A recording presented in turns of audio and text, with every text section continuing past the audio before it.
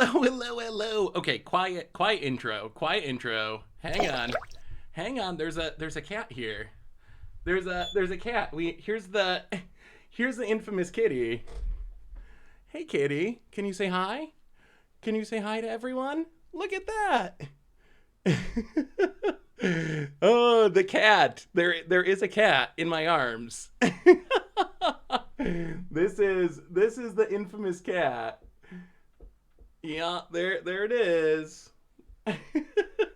Oh, it's still getting used to being around me, so I don't want to be too loud, but yeah, it's kind of a cool cat. But yeah, so cat story. All right, cat, you can go do your thing. There you go. There you go. Have fun. Hello. What's up this afternoon, everyone? Welcome. Fine Tuesday and apparently fine cat day. I already don't know where it went. That cat is so sneaky. So yes, I accidentally have a cat now. It snuck in through the dog door and refuses to leave my house. So I am now owned by a cat, or a cat is owned by me. Did I check for a chip at a vet? It has not been to the vet yet, but it is going to the vet. Odds of it being a chip cat is like super low just because of where I live. It's like it's so out in the middle of nowhere, and there's way more like stray cats and people dumping cats out here than people chipping their cats. So the odds of it being someone's cat is like pretty tiny, but yeah. So the cat it's here still and living here still and gonna be going to the vets and getting checked out. It's kind of good with people, surprisingly good with people, better than I would have expected with people. I think it's gotta be, are there any missing cats in your neighborhood that it might be? Like, the next closest house to me is like a half mile away, and like, it's not a neighborhood and there's no one around, so I think the most likely explanation is it was someone's cat and then it grew up, or someone's kitten and then it grew up and they just dumped it out here on the back roads to let it fend for itself. How does Bear feel about it? Bear has not actually found it yet. Totally. He's suspicious. The cat stays in the basement and Bear stays upstairs, and they haven't really fully crossed paths yet. So we'll see. He's like sniffs around and is like suspicious that something weird is going on, but he hasn't really fully found it yet. So we will see. But yes, so that is the cat. It might be a sign of a cat that is or has been owned. Yeah, I've been talking to people. It seems there's no missing cats in the area that we know of, and the chip thing is just unlikely because no one chips their pets around here, really, like just in the area. So we'll see. It is going to go to the vet and get checked out just in case. I heard you might be coming to CubeCon this year. This will be awesome. Yes, I'm really hoping to make it to CubeCon. Also, we got news on Command Fest returning, just announced. I don't know if anyone's going to Command Fest. Where is the... Oh, there's no announcement on the Reddit. Where did they post this? But it was on Twitter that Command Fests are actually coming back. I know there's one. Oh, here it is. Command Fest return with March of the Machines. Command Fest coming up in just a couple of months. April 14th through 16th. Richmond, Indianapolis, Orlando, and Seattle, all over the place. So I don't know if anyone's going to check any of these out. If I go to one, Richmond, I think, is the most likely, the closest. So we'll see. But Command Fest making their return for the first time in a minute. Rockalypse, welcome to the Fishbowl. Thank you so much for your subscription. Big soup cheer for you. Thank you. Yeah, the cat's just like super hidey. It's very sneaky and doesn't actually come out very often. I think it's adjusting to its new environment. Can we have Bear meet cat on stream? Oh my goodness. Maybe? I don't know what'll happen. Like, I'm a little nervous about the actual meeting of Bear and Cat. I don't know how that'll go. Like, I don't know if Bear's gonna freak out.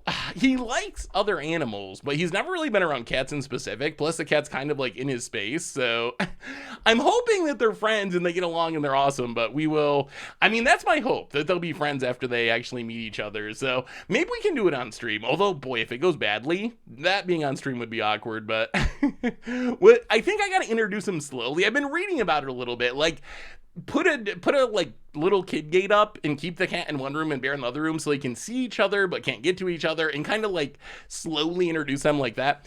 Took my cat 3 days to leave from under the dresser when I first got him. Yeah, that's kind of where this cat's at. It's getting better. Like 2 days ago, I couldn't even find it. Like I wasn't even sure it actually existed or if I hallucinated the whole cat thing. And then yesterday, if I go down to the basement, it'll like kind of come out and look at me and sometimes like rub against me. It'll let me pick it up and actually kind of likes to be picked up. But it's still like, it'll let me pick it up for a minute and then it'll go and like hide and do its own thing again. So it's getting there. It's getting there. The cat saga was my favorite thing on Twitter these past few days. Yeah, well, it's still going. The other concern from talking to people, and this is a possibility, but it might be a pregnant cat. Apparently its behavior of like hiding and stuff is associated with a pregnant cat. So I don't know if that could be a possibility of like someone had kittens and then one of them got pregnant and they were like, I'm not dealing with this, and just like dumped it off and then ended up in my house. So the vet will also be able to tell about that. Does it have a name yet? It does not. I was hoping all you would help with the naming. Anyway, reminders, and we can talk about this as we go along. Replay YouTube, that's where you'd find all the old streams, including this one in the future. Normal YouTube, yesterday we did some soul foam burning in standard. Tomorrow, Against the Odds hard mode. Someone recently said, our Against the Odds decks haven't been janky enough recently. Well, tomorrow we are Monument of Perfecting in standard. Full on max jank mode. So seeing if we can pick up some 9-9 toxic wins. A reminder that our sponsor today is Card Kingdom. I mean, that's also true. Cats are just, I'm used to dogs. I'm used to Bear, and Bear just like always wants to be with me. He's just always at my hip. I go from one room to another and he'll like follow me. I try to go to the bathroom and he'll like follow me in the bathroom. He just like always wants to be around. I'll be like working and he'll come and just lay next to me. So it's very different. I've never had a cat before. So it's the difference in like personalities is so jarring because, hey, thank you for the bits for the kits. It's so jarring because the cat is like really doing its own thing and like super content to be just hiding and doing whatever cats do. When Bear is like just wants to be with me and is pawing me and like constantly wants attention. So kind of interesting. But a reminder that our sponsor today is Card Kingdom. If you need some magical cards, you can get them at cardkingdom.com. If you get a free goldfish sticker, just let them know you want one in your order notes and they'll hook you up. Otherwise, merch page, tokens, t-shirts, playmats, giveaways, support the stream and the channel and the site. Donations always appreciated, never required. $2 or more gets your message read on stream. In big news, and this is like somewhat leaky-ish news, so if you're someone who's trying to avoid leaks, avert your eyes temporarily, but it was a good, and then we're gonna play Magic, I promise. It was a good dumpster diving weekend for Magic, a surprisingly good dumpster diving weekend.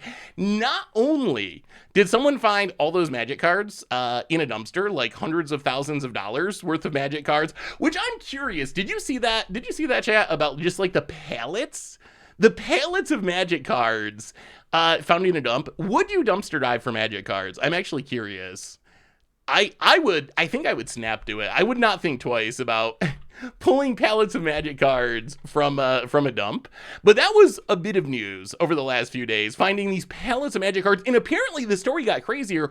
When we first saw the story, it was like, we thought it was packages of Modern Horizons 2. But then someone went there after the fact, and you could see, like, I wonder if I can find the picture of this. Let me see if this is still somewhere. Oh yeah, here it is. So apparently people snagged some of them, but another person went to the dump more recently, and this was all, there's like secret lair drops, there's that's the like alpha deck fade-in secret lair drop, there's M30 cards, there are infinity cards. Someone literally went like through the dump and is showing like all the destroyed Magic cards. So it wasn't just cases of Modern Horizons, this was everything. This was a ton of different Magic cards. So I have no idea what to think at this point. Like, why are all these cards in a dump somewhere? Infinity and secret lair drops, and apparently somewhere in here there's some M30 cards, 30th anniversary. So there was so much value worth of cards there, like a mind-blowing amount. They're gone now. Like, it's obviously destroyed, but yeah, so that was a bit of the dumpster diving news. And then, not to be outdone, the Raging Gobleted Sad News Bears. Welcome to the Fishbowl. Thank you so much for your subscription. Big super cheer for you. Thank you. I got ruined by Jace yesterday in standard. Played Jace on turn 3, milled for 5, or milled for 15, then played turn 4 another one, and then turn 5, turn 6, played Repair and Recharge. Ooh, reanimating Jace is a cool idea.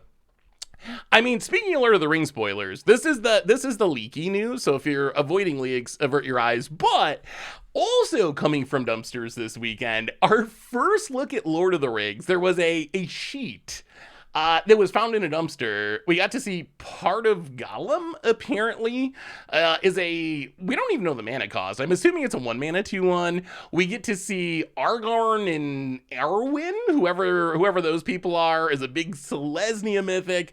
We get to see Frodo as a 1 mana 1/2 that levels up, kind of like a Valve Sleeper. So these also exist. We didn't get a ton of news. I don't know if any of these cards are actually good. Frodo. So the problem is this is not a standard legal set. Like if this was standard legal, I think these cards would be pretty solid. But something like Frodo, 1 mana 2/1, 2 to level it up into a 2/3 lifelink, 3 for it to become a halfling rogue. When it deals combat damage to a player, that player loses the game if the ring has tempted you 4 more times this game. Otherwise, the ring tempts you. I have no idea what the ring is. We don't really know what that is, but it's a pretty interesting design. Is it a modern playable design? That's going to be the question. Like, this set is modern legal. So far from this little dumpster dive, nothing looks super broken in modern, which is probably a good thing. But yeah, so we're getting info from the dumps about upcoming Magic releases. Yeah, I don't know what to think. The ring tempts you. What could that mechanic even be? Like another Monarch style mechanic? How many Monarch style mechanics can you possibly make, though? That's another question. Hey, what's up, Flame Lord? How are you? Good to see you. Good to see you. The ring tempting, it starts with Soul Ring in one land. Oh boy, everyone starts with a Soul Ring. That would be a interesting format. Conjure a Soul Ring to the battlefield. Other news, this is tiny news, but did you see that Wizards just like kind of gave up on alchemy? They spoiled the new alchemy set and literally just dumped a video on their website. They didn't even bother to do a spoiler season. So it seems like Wizards is kind of giving up on alchemy a bit too.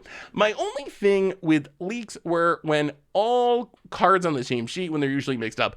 Yeah, that is definitely strange. My guess would be that maybe it's like a promo sheet, and it seems like all of those, I don't know that much Lord of the Rings, but they seem like iconic characters, so maybe those are promos and that's why the sheet is weird. The other possibility is it's just a test sheet, and it's worth keeping in mind, if it's a test sheet, the cards could even have changed before they printed the real sheet. So it's possible that it's also a test sheet. Also possible it's fake. I think completely fake seems less likely to me. It would be a lot of work to actually completely fake that. It would be very, very tough to fake the sheet like that. So I don't think it's fake, but it is possible that it's like an early test printing and the cards are different when they actually get printed. So Flame Lord handing out the gift sub to Rudy is Austin Powers. Welcome to the fishbowl. Thank you so much for your subscription. Big super for you. Thank you. Yeah, let me see if I can pull it up again. Let's look at we'll look at this one more time, and then we'll do some Jace milling and see how this deck goes. Is Jace actually good? Was I wrong about Jace? So Gollum, we don't really know. Apparently the ability is when it attacks, look at the top 2 cards of your library, put them back in any order, then choose land or non-land. Either opponent guesses, the wording is weird, whether the top card of your library is the chosen type. Reveal the card. If they guess right, it's removed from combat. If not, you draw a card and Gollum can't be blocked. So essentially, you stack your deck and your opponent tries to guess if it's a non-land or a land on top, and it either does nothing or it becomes unblockable and you get to draw a card. Seems very swingy. I don't know. It doesn't seem modern playable to me, but maybe if it's a 1-drop, I don't know if it's actually getting in every turn. It's kind of bad Ragavan though. This one, Argon and Erwin or whatever, seems way too expensive. 6 mana, 3/6. When it ETBs or attacks, put a +1/+1 counter on each creature you control. You gain a life for each creature you control.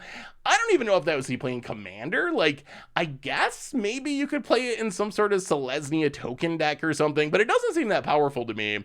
I think Frodo was the closest to being good, although without knowing what the ring mechanic works like, it's really tough to say. Like, it's gonna be tough to get in 4 times with this 2/3. It's very, very unlikely. So there's got to be other ways for the rings to tempt you. If you can do it really easily, well, then maybe this is good, because it can just win the game in 1 attack if you can get there. But it'll be interesting to see how it turns out. Ooh, Hamza's probably a good place for it. I mean, the problem with Golem is, based on that wording, if it is real, I don't know. It's like 50-50 to do nothing. It reminds me a little bit of Norn, of the Wary, actually. But anyway, what are we playing today? It is a modern day. We're starting with Jace Mill. Straight up Jace the Perfected Mind Mill. So that's deck number one. The idea of this deck, we're trying to mill our opponent. This is full-on dedicated mill deck. How are we trying to empty our opponent's library? Well, we got Ruin Crabs, we got Founding the Third Path, we got Maddening Cacophonies, we got Tasha's Hideous Laughter, but the big payoff, Jace Perfected Mind. What we really want to do with the deck, play Fraying Sanity on turn 3, turn 4, play a Jace, tick down, -5, mill you 15, Fraying Sanity doubles up that mill, so mill you for 30, and hopefully combined with a couple other mill cards, that'll just be enough to win the game. Like, if we can play a Ruin Crab on one or a Cacophony into that curve, we should be able to mill our opponent out. We also have the Teresian, yeah, we're playing Moto today, we're playing Pioneer today.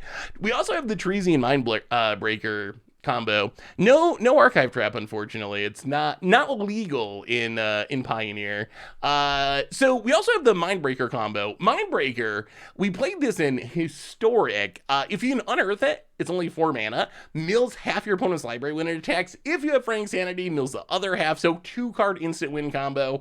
So that's essentially the plan. Just like mill. The one thing that scares me about this deck is there's not much defense. Like, there's not, I mean, I guess we can chump block with a Ruin Crab, chump block with a Jace Friend's Prodigy, maybe, but we're like turbo milling. We are not really trying to play a real game of Magic. We're not killing your stuff. We're not blocking your stuff. We're mostly just trying to mill as quickly as possible and hoping that we goldfish for the kill. So that's what we're starting with. That's where we're starting with some Jace mill.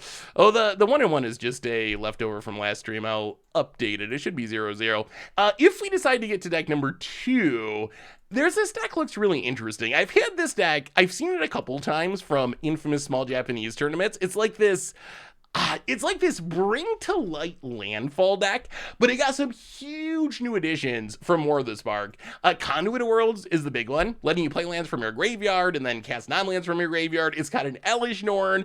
It's essentially trying to win with either Swarm tokens by looping the bad fetch lands from the graveyard, or Dread Presence, turning everything into swamps with Urborg and then burning the opponent out of the game, and we can bring to light for the pieces we're missing. So those are our decks for today. Jace Mill first. That should be more than 12 cards in the sideboard. Jace Mill first, and then maybe some Bring to Light landfall. Let's check the sideboard and we'll jump into a league. Oh, I don't even know.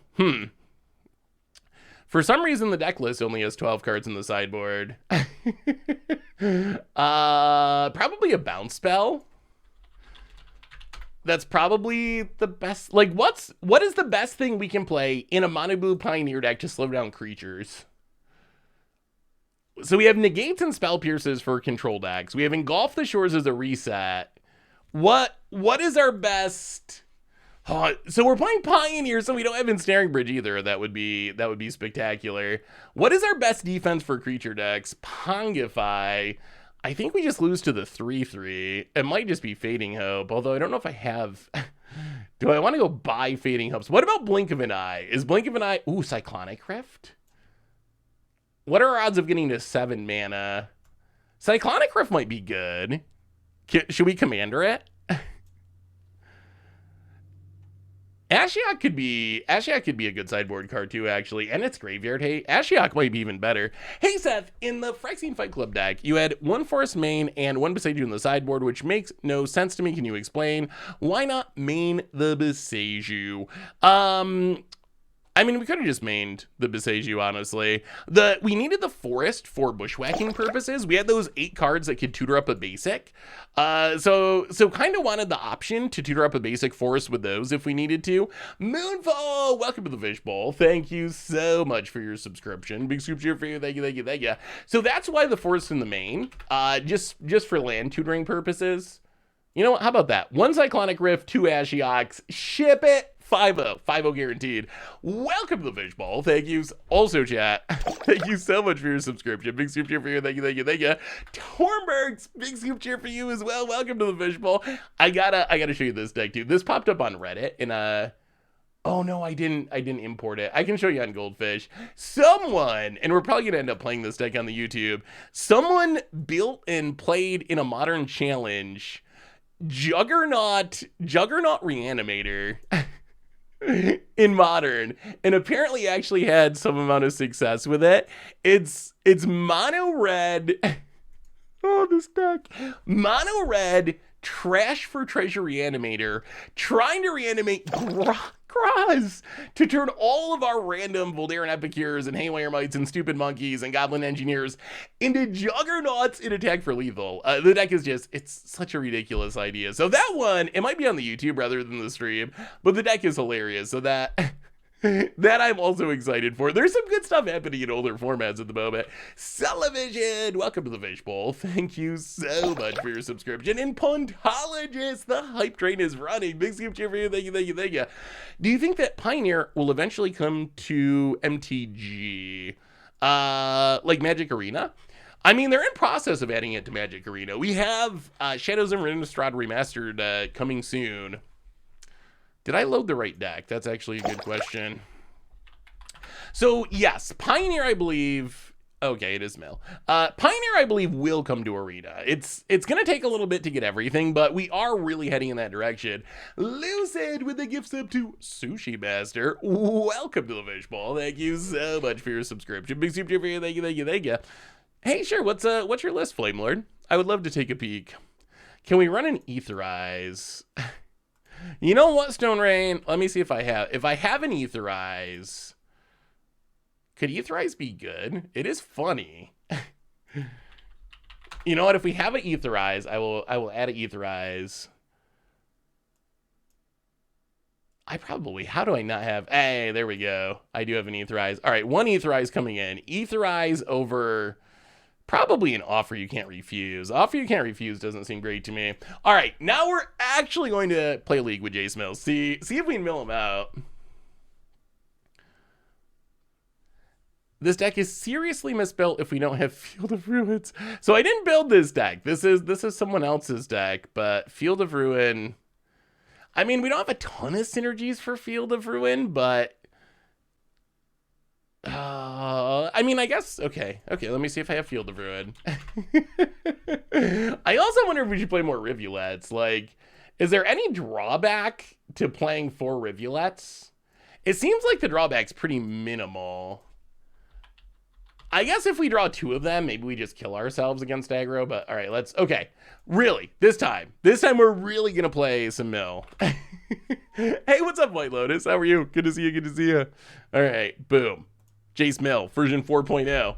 Do you remember the blue-white Jasonator deck from 2010 Standard? Ooh, was that before Jace the Mind Sculptor? Or was that when you were playing Jace Bellerin to Legend Rule Jace the Mind Sculptor? Oh, we're done. No more additions.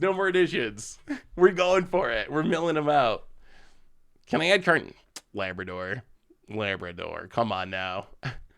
That's one step too far. Card. No. All right, stream mode. So what are we thinking for cat names? What's a good cat name? Assuming the cat actually does stay here, and assuming Bear doesn't eat it. Ooh, 2 Frank Sanity. Okay, 2 Frank Sanities. Nut draw. On the play, 2 Frank Sanities into Maddening Cacophony. This is kind of the dream.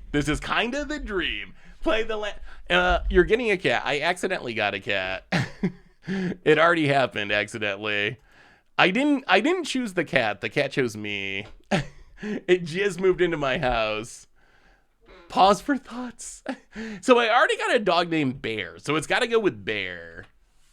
Something that works with Bear. Is it a boy cat or a girl cat? I actually don't know for sure. I haven't figured that out yet. Well, this is interesting. So blue-white control. I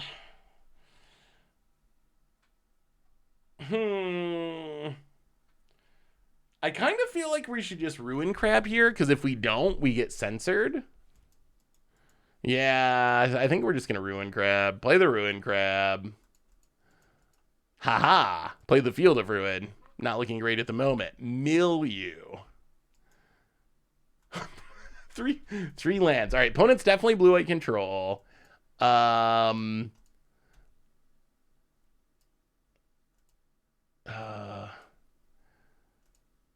right, let's just pass. Let's just pass. We're not gonna do anything yet.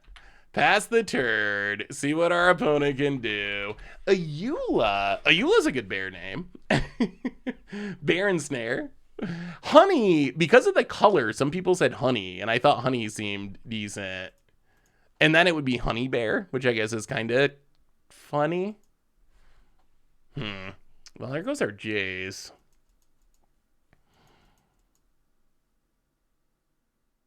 Yeah, we're gonna pitch the chart, of course, I think. Where can I see the cat? It appeared on stream briefly at the start of the stream. Although it's a very shy cat. It likes to hide by itself. Ooh. From your hand without paying its mana cost. Is this worth it? Even if it means missing a land drop? You can cast an instant or sorcery spell, mana value 1 or 2 from your hand without paying its mana cost. Target player middle forward card, exile instant or sorcery and copy it. I don't think it's feral. Tasha's hideous laughter. Land. Okay, we draw the land. Well, we are going to play the land. Milieu.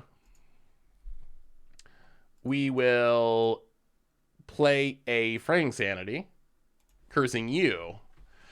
Play around that censor. Can't play around the Dovin's veto, but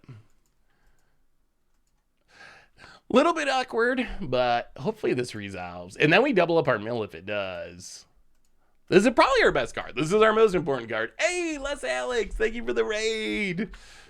So the cat, I think it had to have been owned. Here's why I think it had been owned. First, it actually is like kind of tolerant of people. It likes to hide and it's very shy, but I can pet it, I can pick it up, it doesn't claw my eyes out. So it must have been around people at some point. The other thing that makes me think it was an abandoned cat is when I put a litter box down for it, it just like immediately, like literally immediately, as soon as I put it down, it just like hopped up in and started using it. So I think it must have experience with a litter box as well. Should I whisper it to you or post it here? I mean, I'm fine with you posting it here. If you're trying to keep it secret or something, you can whisper it to me, but just posting it in the chat is perfect. We have a new donation from Mother Frogger. Hey, what's up, Mother Frogger? Hey, Seth, I made a Pioneer Path to Metal deck that has made the top 4 2 weeks in a row in my LGS, even getting first place last week and is relatively cheap. If you'd like to try it, I'd be honored. Ooh, let me see, Mother Frogger. Path to Metal is a kind of a forgotten one. One of the flip cards from Ixalan that never really took off, so it's really cool to see a deck build around it. Whenever you attack with at least 2 creatures with first strike, double strike, vigilance, and or haste, transform it. So, we have, I was wondering where you got the creatures from. The Chandra tokens, that's sneaky. That actually looks super cool, Mother Frogger. This is a really unique deck. I've never seen a deck that is built around, Path to Metal and Pioneer. That's super cool. That could be fun to try at some point. Thank you so much, and for the donation. Opponent 1 blue source. Well, 1, 2. How have they drawn all basics? That's kind of mind blowing. Franks. Actually, no. We should play the land first. So play the land. Milieu for 3. Fraying Sanity. Number 2. Come on. Oh my god, it resolved. Oh no, do we just go for it? Is there a censor, chat? Do you think there's a censor? If we resolve this Maddening Cacophony, we win, right? Do we just fire it off and hope? Oh, if we get censored, I'm going to be so sad. We see one censor there. Let's wait. Let's wait one more turn. How are they going to interact with the Fraying Sanities anyway? They're getting milled for a ton here. Yeah, let's just pass. The nice thing about Fraying Sanity is one interacts with the other. So opponent got milled for 3. This first one is going to mill for 3. Then this one's going to mill for 6 because of the first one. So opponent's down to 27 cards. About it. Wandering Emperor. That is perfectly fine.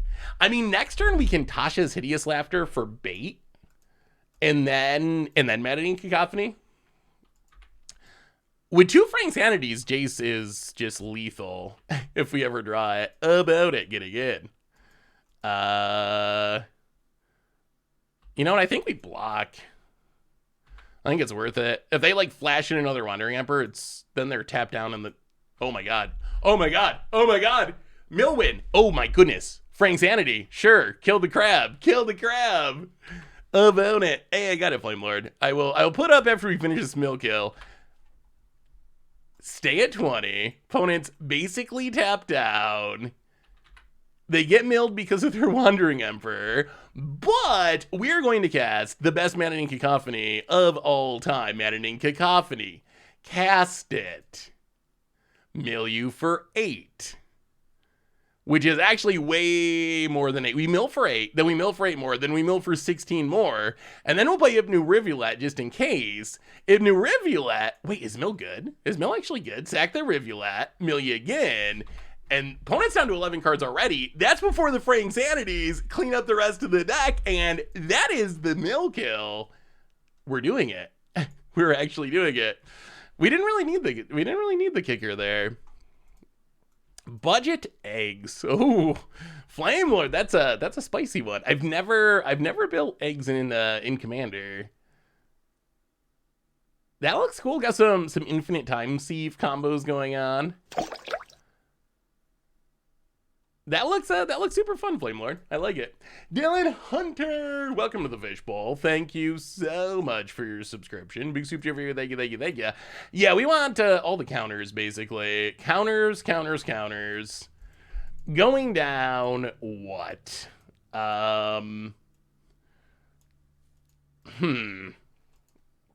What do we cut, though? How good is Founding the Third Path? Is Founding the Third Path worth it? Mill 4 and then flash. I guess it's probably worth it in mill. Yeah, I mean, our opponent played double Wandering Emperor. I'm rooting for our control opponent to not do anything again, honestly. I will take them doing nothing for another game or two. And then next match, if they want to do things, that's fine. Actually, this is probably a pretty bad Tasha's Hideous Laughter matchup, really. The other thing about this deck, which is notable, is it's actually super cheap. I almost didn't play it today because I thought about playing it for Budget Magic because it's like just over $100. So it's pretty close to Budget Magic price. Yeah, we can chart a course and draw 2 thanks to Ruin Crab. Also, it's good for getting Teresian Mindbreaker in the graveyard. I wonder if Mindbreaker. What do we cut here, though? All right, go down to Hideous Laughter. Go down to Mindbreaker. Go down. Maybe we go like 2 Spell Pierces? 3, just play 3 of everything, maybe? Okay, Founding the Third Path. Jace, boom, got it. Why not all the Laughters? I mean, the Laughters are still okay. Yeah, the uncounterability part is nice. All right, this sounds fine. Not looking too bad. Opponent, Irrigated Farmland. Well, land, go. I feel like Jace can probably do some real work against a control deck like this if we can get it down. Opponent passes. Ooh, there's a Mindbreaker. There is the Mindbreaker. Island, and yeah, let's do it. Founding the third path. If they want to censor it, they can censor it. That's true. Nexus of Fate could be a concern. Alright, make disappear. That was gonna counter something eventually. So how was everyone's weekend? Why are we running mono blue? I mean, why wouldn't we run mono blue? I mean, mono blue is more budget friendly. I think that's one of the upsides. Yeah, let's just pass and leave up negate.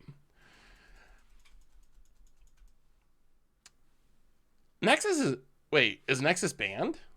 Oh, maybe Nexus is banned. About it. Yeah, mono blue spicier. And it's got consistency. The consistency's nice. I like that aspect. Chart, of course. Discard a Mindbreaker. So now we have the combo set up if we find Frang Sanity. If we find Frang Sanity, Mind Slicer or Mindbreaker, uncounterable from the graveyard unearth combo kill. Hey, new player here. Is there a mono black zombie or vampire deck that is competitive in Modern or Pioneer? I am glad I'm glad you asked. So as far as being top tier competitive, there's some like tier 2 or tier 3 decks in those tribes. Vampires used to be one of the better decks in Pioneer, but it's kind of fallen off more recently. We actually played a budget magic zombie deck in Modern that actually went 5-0 in a league. Surprisingly, went 5-0 in a league not that long ago, the combo zombie deck. So there's definitely some good options. As a new player, especially if budget is a concern, I think the combo zombies is a good starting point because it's cheap, and I think we ran hot in our league. I wouldn't expect to 5-0 every league or anything, but going 5-0 with a budget deck is a pretty good feat for a budget deck, so I would probably start there. And then, yeah, Vampires and Pioneer are, like I said, they used to be really good. Now they're more okay, but you can definitely build a decent one. Hey Seth, I have a suggestion for the next Goldfish episode. It would be really sweet to hear what each of your first set that you played was, and what your personal favorite commander is. Ooh, that is a good idea. We should do more history stuff like that. I think that would be fun. We need to do another like AMA episode for stuff like that. It's kind of tough because some of that stuff we talk about at some point in the past. Yeah, sure. Sometimes a topic like that, we talk about it one point in the past, and then we tend to be like, oh, well, we already talked about it. But we maybe forget that there's like always new players who haven't heard the stories before. So it's probably worth revisiting stuff like that for people who haven't heard it. Yeah, Thran Vigil Putrid Goblin actually kind of good. Yeah. We can do that again at some point in the not super distant future. Well, I think it is time to do some hideous laughing. Himi hahama haimu. I can't even. Is that the hideous laugh? It's been too long since we've hideously laughed. We get 12. 12's not bad in this matchup. Wow, opponent's got a lot of counters. Mystical Dispute, saw it coming. Ooh, Starnheim Unleashed. I'm glad we're not up against that. All right, land, go. Opponent's down to 33 cards. Wait, hang on, let's see. Hi-hoo. Opponent gonna make a big shark. Nostalgia Week for Commander Clash, you're only allowed to use cards from the first block you played. Ooh, that could be a sweet restriction. I do think we want more themes that make people play old cards on Commander Clash. I feel like one of the things I dislike about current Commander is just how much I don't see the old cards and how much I see the new cards. Ooh, another hideous laughter. Oh, we're at 16. Facing down a shark. How do we do this? Opponent's got 31 cards in their deck. Hey, thank you, Donnie's toenail. I'm glad you enjoy it.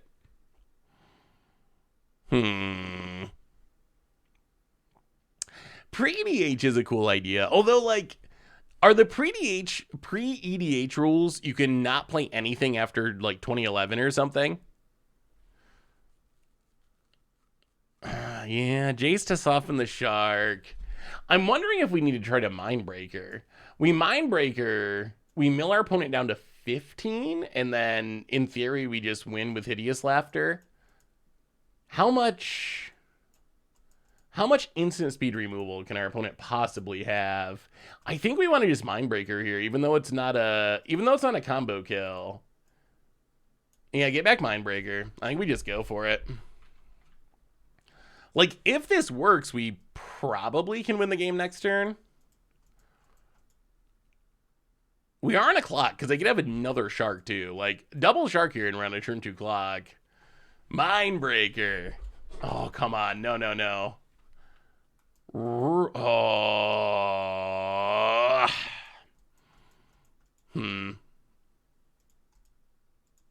Okay. I think we got to spend our counter, unfortunately. I expect our opponent has more.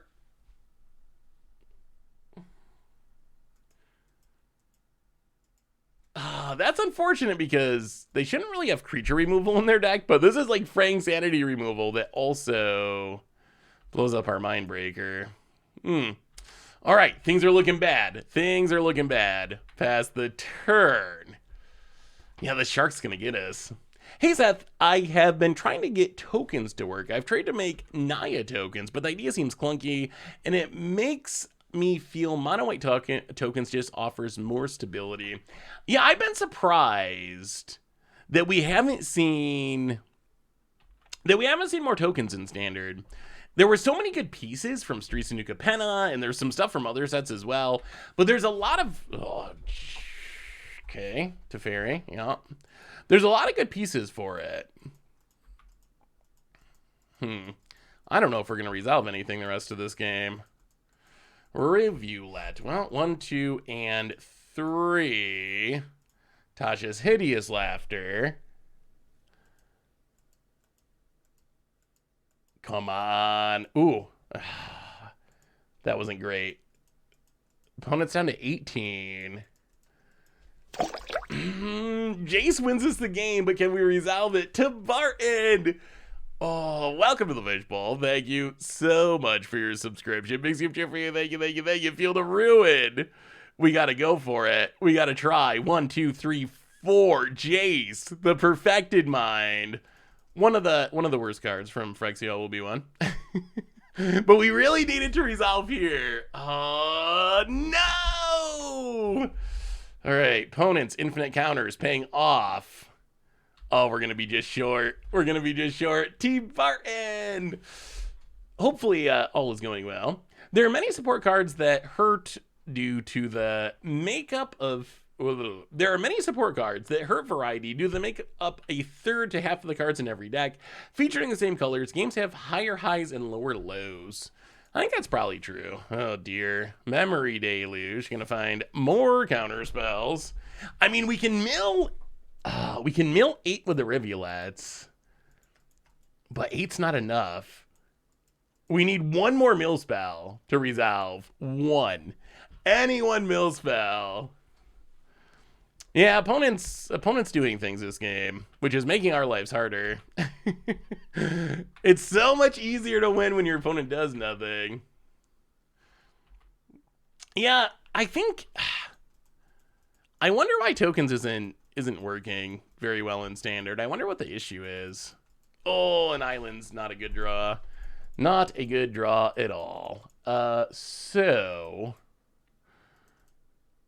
we might be dead right now, I expect. I would not be surprised if they have another Shark Typhoon for lethal here. Feel the ruin. The Destroy Evil. The Destroy Evil saved our opponent. Opponent. I think it might be because it's too hard to get the payoffs to stick. I think that might be the main issue. Wow, opponent 1, 2, 3, 4, 5, 6, 7. I mean, we've gone to strip mine mode. Opponent's got 7 basics in the deck. Well, do you have a shark? Do scoop. Wandering it. Okay, we're not fully dead. We are not fully dead. Although I don't know how we make a mill spell resolve here. I mean, strip mine's always fun, although... Wait, are we fully dead? No, we go to 1. Opponent untaps. Ragavan is going to destroy Historic. I still think they're going to pre-ban it. I think they have to pre-ban it. I don't even understand why you'd give it a shot. Like, we know it's banned in Legacy. It's very complained about in Modern. There's no way it's going to be okay in Historic. Like, it's just not. It's just not. It's not, WotC. It's just not. Wow, opponent is really trying to keep cards in the deck. Going to tuck their own Wandering Emperor. Well, it all comes down to this. Is there some miraculous top deck that gets us out of this? Consider. Let's take a peek. Maddening Cacophony. Put it on top. Cacophony you. Does it resolve? If it does... Come on. They might not know that they have to counter this. Because they don't know about this Rivulet, and they might be thinking this is the bait spell to set up the actual lethal spell. If this resolves... Oh, opponent. They figured it out. Wow. Yeah, well played by the opponent, for sure. Like, they countered the right things there. Nissa's like a little... I thought it might slip through because we had the card in hand. Did you see Kemba's Outfitter? It is Historic Hammer time. Ooh. I'm going to have to look it up. I don't... Oh no, is it not even on the site? Where do I find the new alchemy cards?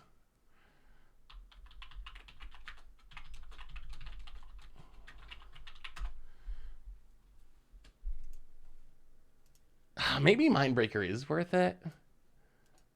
Mindbreaker and go down another Hideous Laughter, maybe.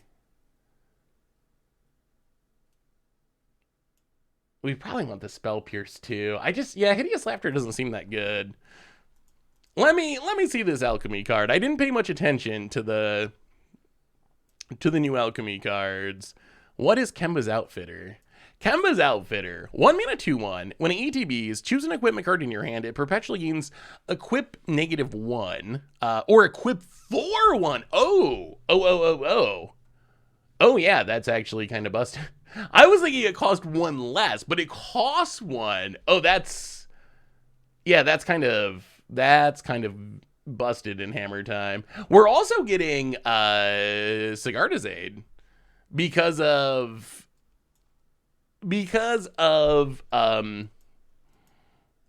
of Innistrad Remastered. And I think that's also a huge deal. That's one of the other missing pieces. So I think it'll be possible to build actual Hammer time on Arena now. I'm actually kind of curious. Why is this card even worse than Pod? Like, it doesn't... I guess it requires you to have green mana, but this is literally Birthing Pod, right? It is just straight up Birthing Pod, except you can't play it colorlessly. And the decks that played Birthing Pod, I can't remember any that didn't have green mana anyway. Isn't this just busted? Like, I feel like if Birthing Pod is busted, that card has to be busted, because it's not like, oh, it's almost Birthing Pod. It just actually straight up is Birthing Pod. Well, let's chart a course.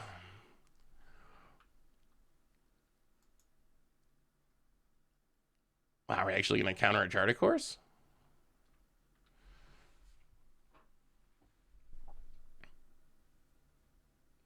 Jeez, okay.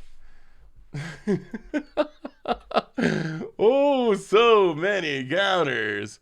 Wait, oh, it's random? Did I miss this? Sack a creature, seek a... Oh.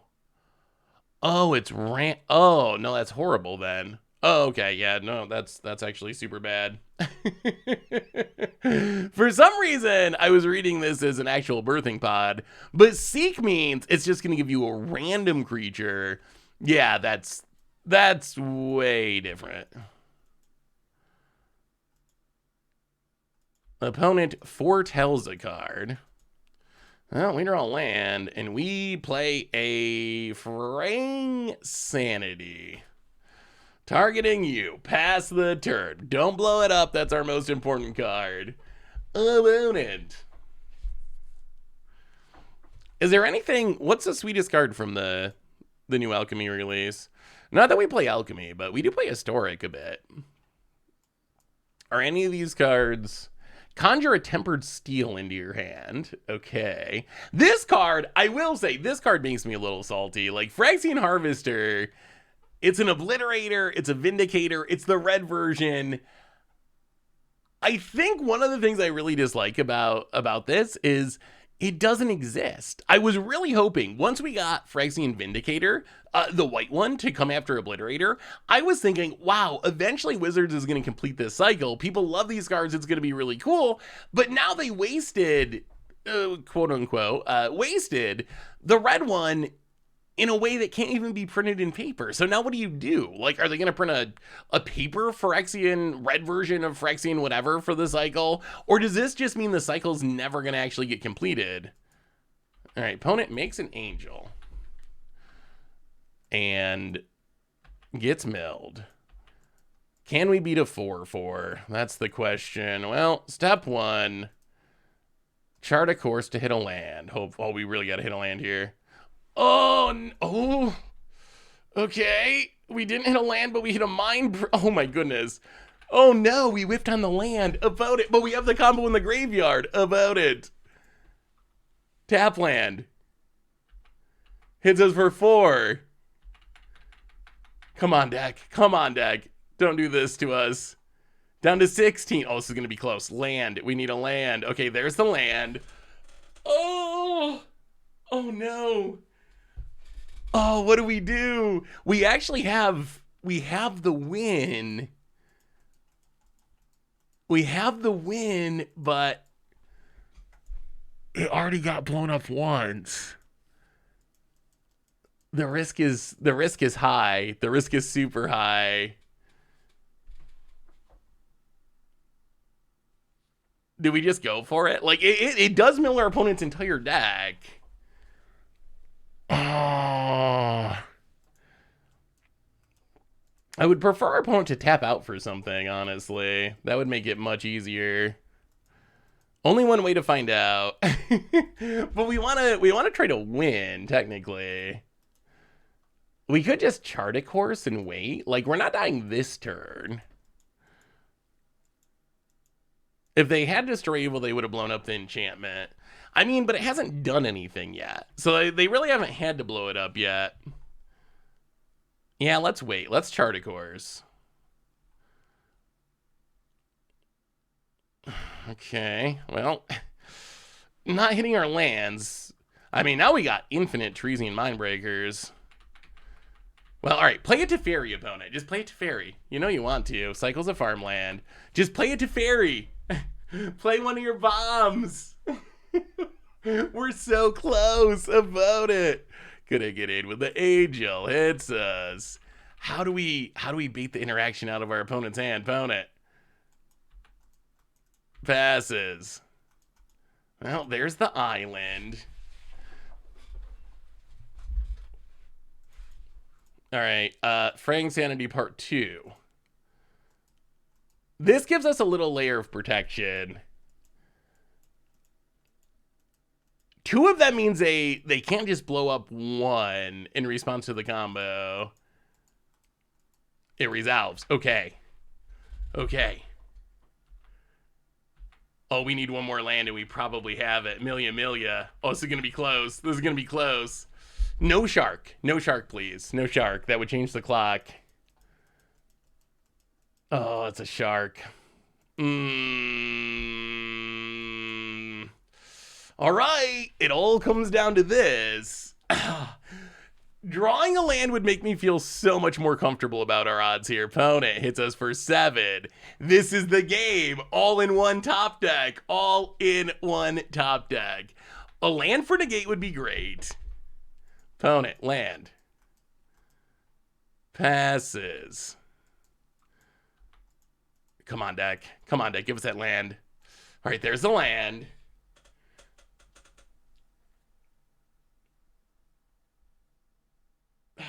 Is there any other way we can try to do this?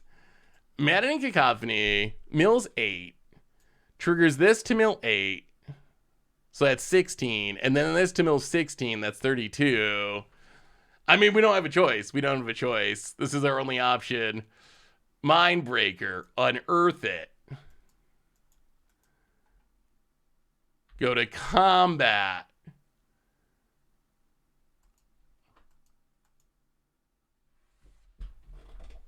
You gotta be kidding.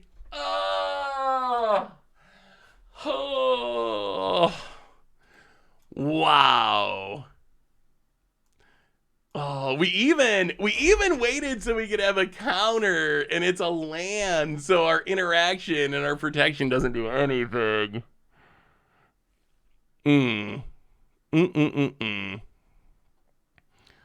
Wonder when they drew that. I mean, you never know. Wow, that was brutal. That was brutal. I mean, the problem is Tasha's Hideous Laughter. I actually don't know if Tasha's Hideous Laughter is good in this deck, because it doesn't work with... It doesn't work with Frank Sanity, like, because it exiles. So we mostly want Tasha's Hideous Laughter for the matchups where our opponent's just playing a really low curve and it mills a ton on its own, because it is definitely not synergistic with our deck, like, at all. Oh, that was close. Didn't they only have 3 mana up the turn you didn't go for it?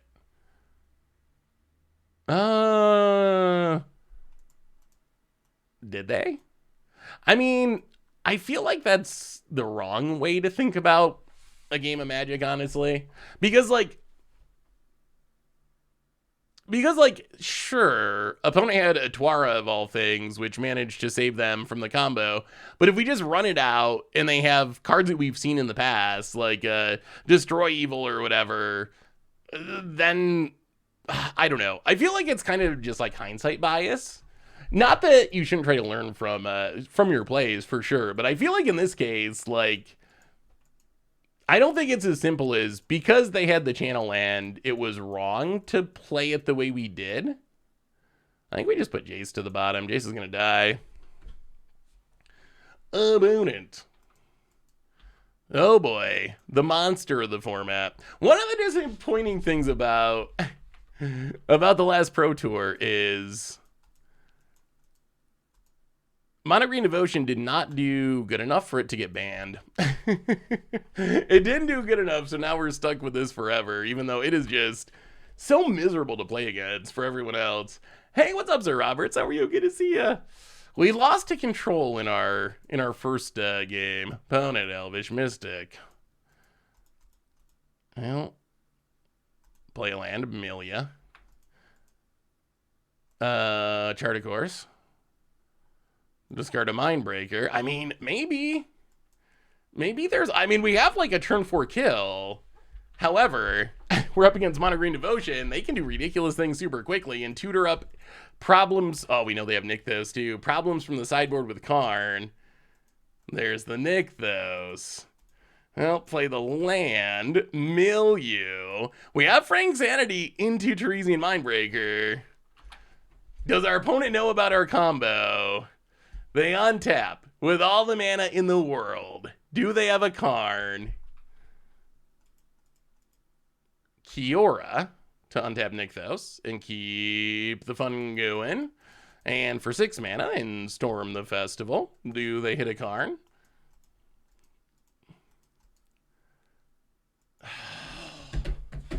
Oh! opponent does hit a Karn. Okay. That's unfortunate.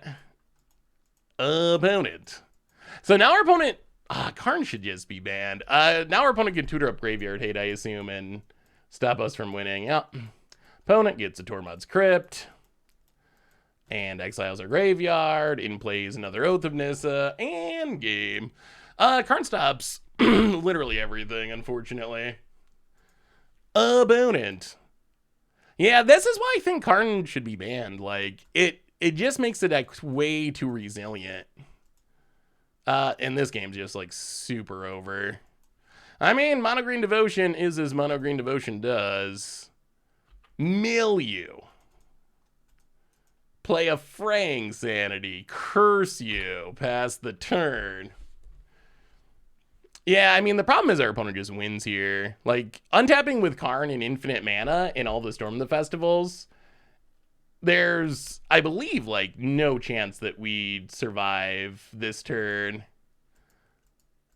So, Cavalier. Did they hit a Nykthos? No, but they can untap the Nykthos they do have. Untaps. Storm the Festival. Opponent's not going to have many cards left in their deck, but takes down the Karn. So they're infinite now, right? Karn is a Blade of the World. I wish they killed him off in Phyrexia. Yeah, I mean, this is just... It's one of the mistake era cards. Wizards, we've talked about this many times before. Like, we've talked about it many times before. Wizards, when they do new things, they tend to push them too hard to make sure the new things see play. And those things end up breaking. Yeah, now our opponent's infinite. And those things end up breaking things. So, hey, what's up, Dylan? Good to see you. Thank you. Yeah, now I remember why we haven't played much Explorer lately. I remember now. It is exactly this deck. This is the reason there hasn't been more Explorer and Pioneer. So, Tasha's Hideous Laughter in. Unfortunately,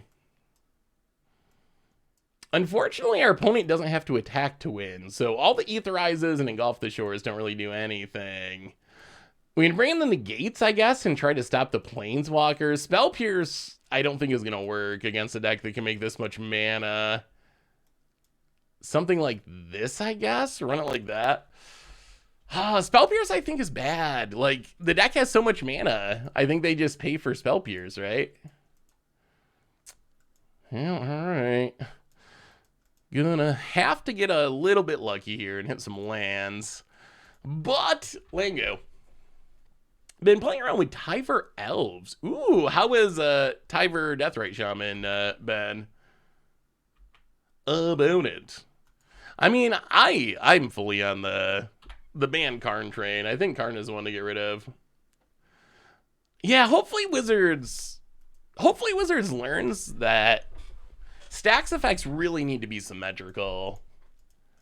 I think it's very interesting, like, Thalia, I think, is an interesting card. Thalia is an incredibly powerful card.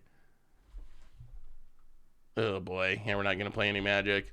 Oh well, I mean, if they go for it, I can let them play out the combo this time. But Mono Green Devotion's a combo deck. It doesn't actually have to attack. What it does, let me see if I can pull up a deck list, and I got the Nykthos too. So what it does and why it is incredibly broken is it's all about Karn. Like, Karn is the thing that makes all this possible. But Karn, the state our opponent wants to get to is Karn can tutor extra Planeswalker activations from the sideboard in the Chain Veil. But the most important piece is Pestilent Cauldron. Pestilent Cauldron, one of those weird double face cards. Its front face is an artifact, so Karn can tutor it up. Its backside returns 2 creatures or Planeswalkers or lands from your graveyard to your hand. And then, hilariously, the downside is supposed to be that it gets exiled, so you can't use it again. But that is actually what breaks this card and breaks the combo, because Karn can grab artifacts from exile. So the fact that Pestilent Cauldron gets exiled when you resolve Restorative Burst, means you can just keep getting it from the exile zone with Karn. As you are looping your Nykthoses and Karns from the graveyard, you have infinite Planeswalker activations with Chain Veil, and the end result is eventually that you win the game with Nicol Bolas by killing him.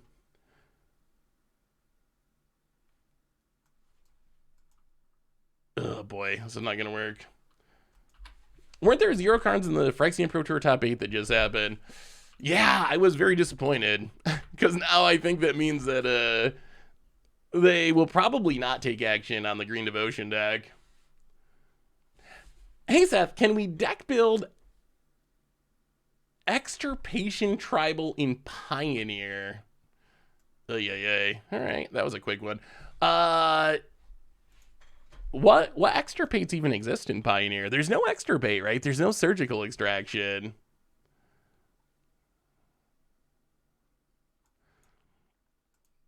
Oh, no. They never cast the Pestilent Cauldron. They're always casting the restorative burst side.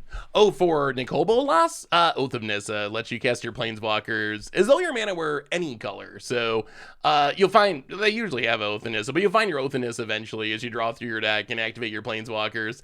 And then that gives you the mana fixing for Nicol Bolas. How's the cat doing? It's sneaky, but good. Anyone following Day 9, he just tweeted his cat is going to be okay, and he's going to pick her up from the vet later today. Ooh, what happened to Day 9's cat?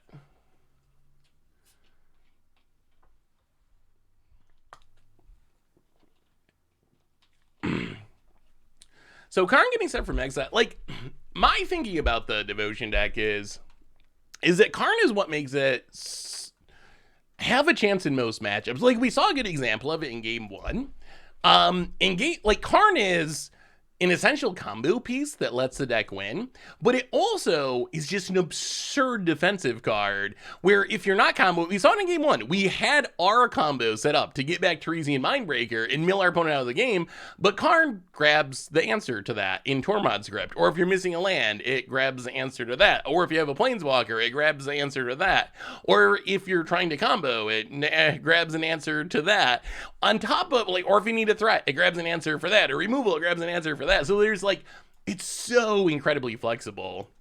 Now that players have, oh boy, the old one-lander. Now that the sideboard for Karn is pretty optimized. Oh, okay. This is the opposite of a one-lander. Well, I guess Rivulet to the bottom. Well, Founding of the Third Path, go. Hey, Seth, we were supposed to jam a Commander game in Sally of Philly. Were you not able to find me after? Hey, Mudkip. I'm honestly trying to remember. There was so many games jammed and people talked to. I assume that's what happened. Oh no, another Founding of the Third Path. Do we even cast Founding of the Third? Oh, it's blue-white control again. Oh no. Pass the turn. Do you think the card would be okay if it only pulled from exile and not the sideboard? Yeah, probably. I think that would probably be fine. Well, land go. Omnath to Light is running main deck Slaughter games. Ooh. Yeah, that's always, I think they've always run one. The Niv decks have always run one Slaughter games usually. That's one of the cards that's still missing from Arena as well. Well, okay, Consider at least gives us something that these Founding of the Third Pass can do, which is kind of nice. Well, Tasha's Hideous Laughter, keep it. Field of Ruin, and I mean, we're just going to cast this. If it gets countered, I think that's probably fine here. Having all the tools you need to counter your opponent's deck should go into deck building rather than be a function of one powerful card. Yeah, that's kind of what I think. I feel like really, I mean, we just saw a lot of the War of the Spark Planeswalkers have an issue of just being like too pushed. It's kind of funny because we've seen like, so War of the Spark is where Planeswalkers with static abilities started. And they were all just like super busted. However, since then, Wizards has used that mechanic multiple times, and it's actually been super sweet. Like, I think since War of the Spark, I have liked and found pretty much every single static ability, maybe literally every single static ability, to actually be a positive and be really fun. Yeah. It's not that like statics on planeswalkers are bad. I think it's just that like I think it's just a normal thing. Like, you want this new mechanic to see play, so you push it super, super hard. And plus, because it's new, you don't have any experience with balancing it. So that makes it harder to thread the needle and hit the right power level. So you tend to err on the like, okay, we're making more of the Spark. This is an epic set. This is an important set. We're doing this new mechanic. We got to make sure this new mechanic actually works. So that just leads to like making sure you push it really hard, because I think it's worse for Wizards if they print Planeswalkers with static abilities in War of the Spark, this super hyped important set, and everyone just kind of shrudges and it's like, man, that looks horrible, and none of them see play. So I think I think from Wizards' perspective, it's better to err on the side of pushing it too hard with a new mechanic like that than to go the other direction and not push it hard enough. But then we end up with some stuff that's just kind of broken. Hey, what's up, Daniel? How are you? Good to see you. Good to see you. I just beat Namir control by using Deathrite Shaman twice per turn with Tyver. Ooh. How is your Tyver Deathrite Shaman deck going, the Jolly Flying Man? I mean, powerful cards are exciting. I think almost every Magic player is like that, I guess. Like, I get excited about powerful cards.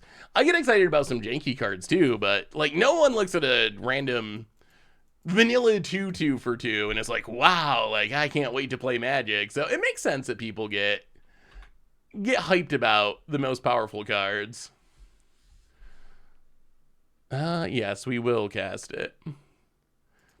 You'd think they'd be more cautious with statics on Walker, since it's effectively free value on a card type that's basically free value. I mean, I guess the other side of it, I think, is like, well, I guess we'll keep that. I think the other side of it is you can be like, well, planeswalkers can get attacked, so we're putting these abilities on planeswalkers that make them work sort of like enchantments or artifacts. But enchantments or artifacts, they can't be attacked, so we got to make sure that the mechanic's stronger than normal, essentially, because we got to make sure that it's stronger than normal because of the downside that a planeswalker is more likely to die compared to these other permanent types. 35 cards is a lot. It's a lot of cards to get through. I mean, 35 cards without really hitting any mill spells, I guess. Well, all we found is founding the third path again and again. So I guess we're doing all right considering what we've drawn. We could really use one of our big mill payoffs.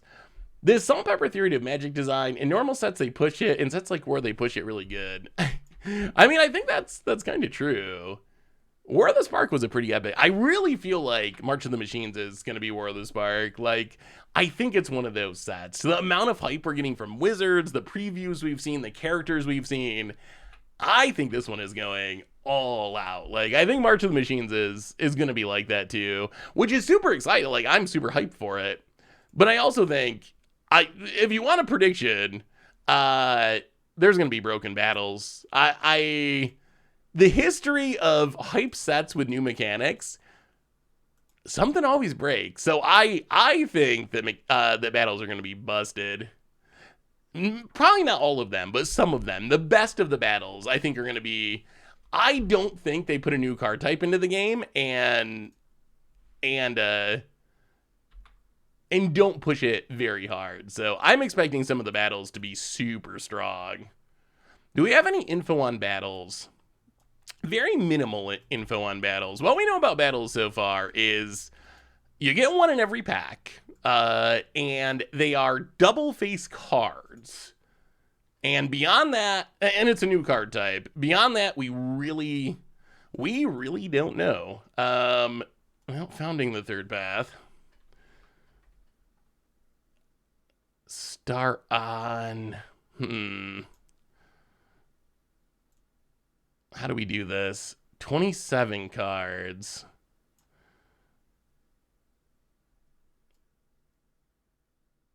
Yeah, I guess we start on 1. Cast the Cacophony. Amelia for 8. We got a shot. We got a shot. We'll see what our opponent has past the turn. This mills for 4. These mill for 8. Wandering Emperor? Yup. Okay. Okay, that's fine. If we live until this Founding the Third Path goes all the way through, we should be able to win. I think battles are going to be... I think my guess for battles is you play them. This is the part I'm not super sure on. Somehow I think you attack them. I don't know if you attack them like a sub game. Like, can you attack your opponent or a battle? Can you, like, that's the part I'm not actually, I haven't fleshed out that part of it. I'm not sure what the actual mechanic for attacking it is, but my guess is you play it, you somehow attack it, and then after you win the battle, whatever that means, dealing a certain amount of damage to it or more than your opponent after so many turns or whatever it's going to be. But like after that, we know it's double phase. So I think it's going to flip into some sort of really strong, like world enchantment type effect that is going to be very powerful. That's my guess. So the exact mechanics, a little bit tricky to figure out, but I think it's got to be something along those lines. Not the best time for a Teresian Mindbreaker. Well, Milia. Play a Mindbreaker. Are we going to end up 1 card short? The classic 1 card short. We would have liked to hit a land here. A land would have been better than a Teresian Mindbreaker. Yeah, I don't know why we decided to go with a new card type, actually. I saw someone say they sometimes make small mistakes in their YouTube video because that gets a bunch of people to comment to correct them. The comment feeds the algorithm and gets more views. I now question all your pronunciations. Maybe... Oh no, are we dead? 6, 7, 8, 9, 10, 11. Yes. Oh, stupid sharks. Stupid sharks. Scoop. Maybe I'm an evil genius instead of a mispronouncer. Idiot or evil genius? You decide. Actually, maybe both. I mean, what do you think battles are going to be? The thing, here's the challenging part with, here's the challenging part with battles is, why is it worth putting them in your deck? I think that's the biggest problem with my current theory on battles. We have a new donation from WenCube, $5 donation. Hey Seth, I'm really down on a lot of changes in Magic over the last few years. Modern Horizons, Universes Beyond, unique cards. Really worried about battles. Can you share how to stay positive when there are changes that specifically worry you? So WenCube, thank you so much for the donation. So here's my thinking. Magic is a really amazing game. I would say the best game that's ever been made.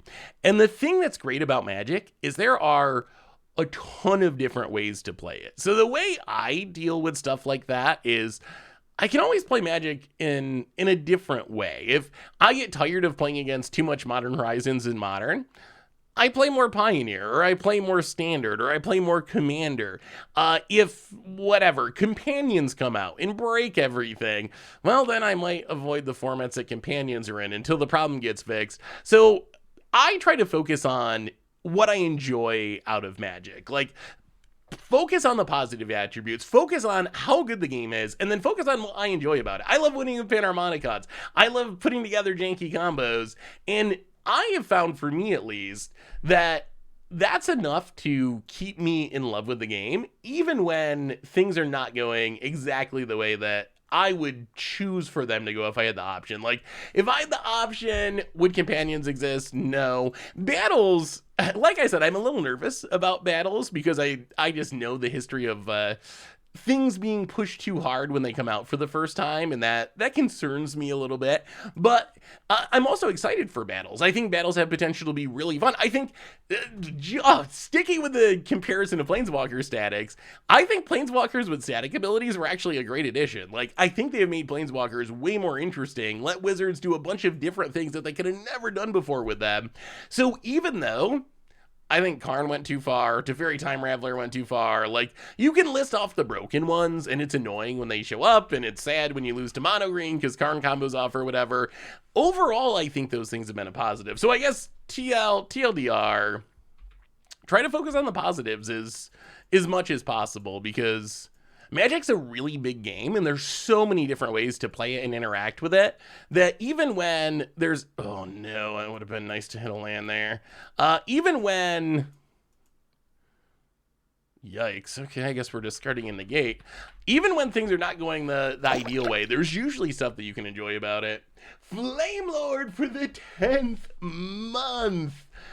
Welcome to the Fish Bowl. Thank you for your subscription. Big super cheer for you. A fun Jakey 5-card combo you can do: Ashnod's Altar, Junk Diver, Thought Monitor, Chromatic Sphere, and Scrap Trawler to draw your deck. Ooh, yeah, Ashnod's Altar is pretty good at supporting combos for sure. Thank you again for the donation, OneCube. Oh, where's our lands? Where's our lands? Consider. Please don't counter this, because we are mana... Yeah, it's pretty telegraphed that we're mana screwed here. Remember when Mono Blue Mill was the worst deck we had ever played? Are we reliving that experience? Opponent hits their land drop, passes. Oh, we're never going to resolve a spell. Chart of course. Please, Magic Gods. Where's the lands? Opponent.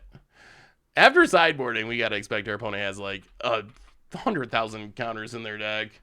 One attack with a grab to avoid discarding to Chart of course. I mean, we actively want to discard Mindbreaker. It's actually an upside here to be able to discard. Wow, this is so not good. Founding the Third Path.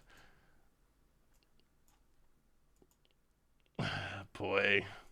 Yeah, I think we got to try to read all the way ahead to see if we can cast a Chart of course, to see if we can hit a land drop, because we're not going to win the game without lands. Like, it is not going to happen.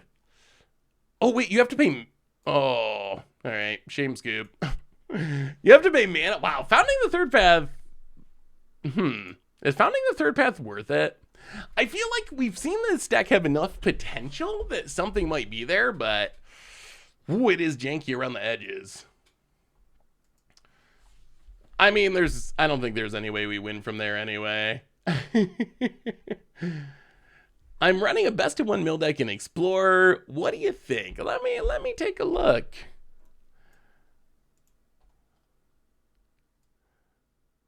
Ooh.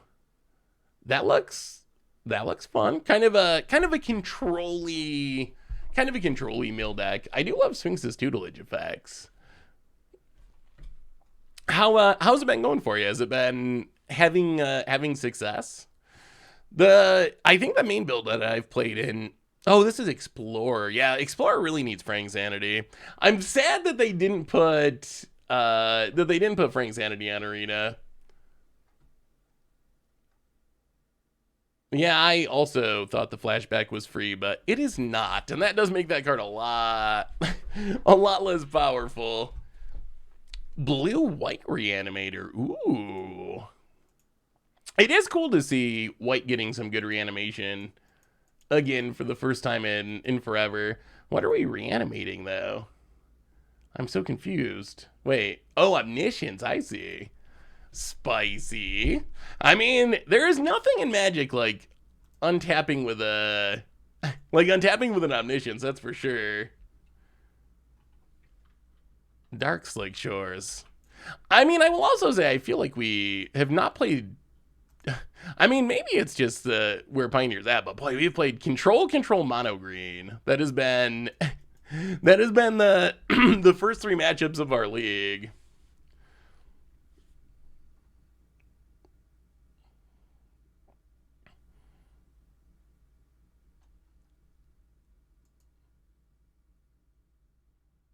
Yeah, I mean, we might be playing against Dimir Control right now, potentially.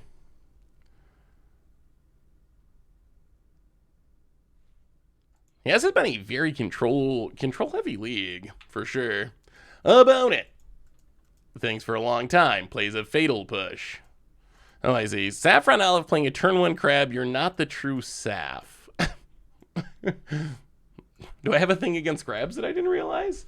I miss Overflowing Insight Omniscient decks from years ago. Probably the most fun deck you ever made for that standard rotation. Yeah, that deck was super cool. That is for sure. Well, pass the turn. Omniscience always does some super cool things.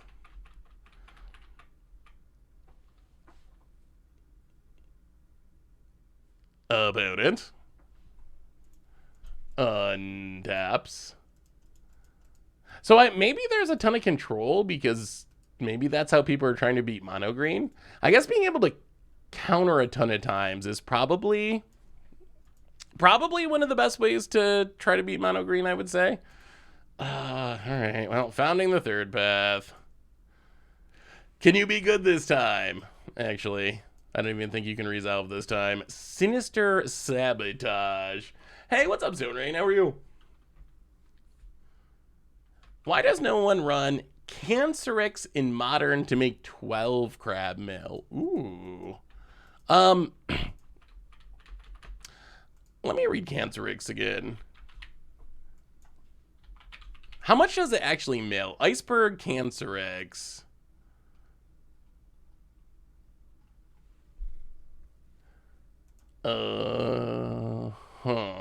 Okay. Opponent. Passing. I think the problem is it doesn't interact with fetch lands.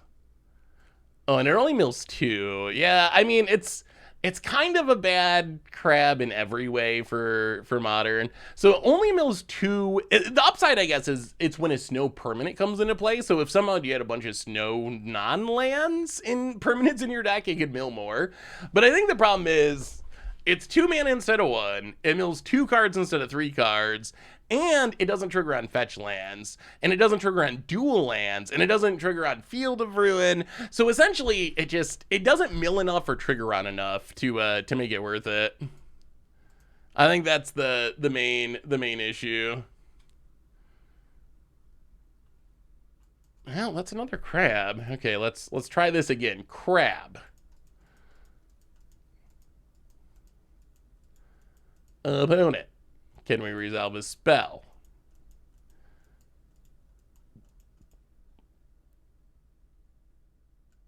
Is our opponent playing rogues? Is this like a rogues deck? All right, Rivulet. How about a Fraying Sanity? Can we resolve this spell? Control is out in force today. Good golly. Jeez. Oh my god. All right, pass the turn. How about it? Play the land. We have played against more counters today than in like the last month of streams put together. About it. Oh geez, dig through time to find some more counters. I get why they were hesitant to give us a 1-mana mill crab, 9 through 12, but comments, no lands are a big ask. Yeah, and it was in Modern Horizons. I think they could have powered it up more. I mean, I think the idea was for that to be like a common payoff for snow decks in Limited, I think is what it was really going for. About it. After digging, thinking about passing. Does pass. Field of Ruin. Fraying Sanity. Do we get to resolve a spell this time? Milling the Dig Through Time deck. This deck probably needs Graveyard Hate. Like, milling in a format with treasure... No. Really? Is this Mystical Dispute? Is this another unique counterspell? Unique counterspell number 4 in the main? And opponent. After much deliberation, lets the Fraying Sanity resolve. Okay, we will pass the turn. Well, now if we ever mill him, we're going to mill him twice as much. Did you consider some Drown in the Locks for minimal control? I mean, this is a mono blue deck, so that's kind of the sticking point for casting Drown in the Lock. So this is a deck someone, I think someone 5-0'd with. Jeez. Narset. Oh no, this is, oh no, Days Undoing shuffles everything back in, doesn't it? Oh, this is so over with. So our Chart of Course no longer does anything.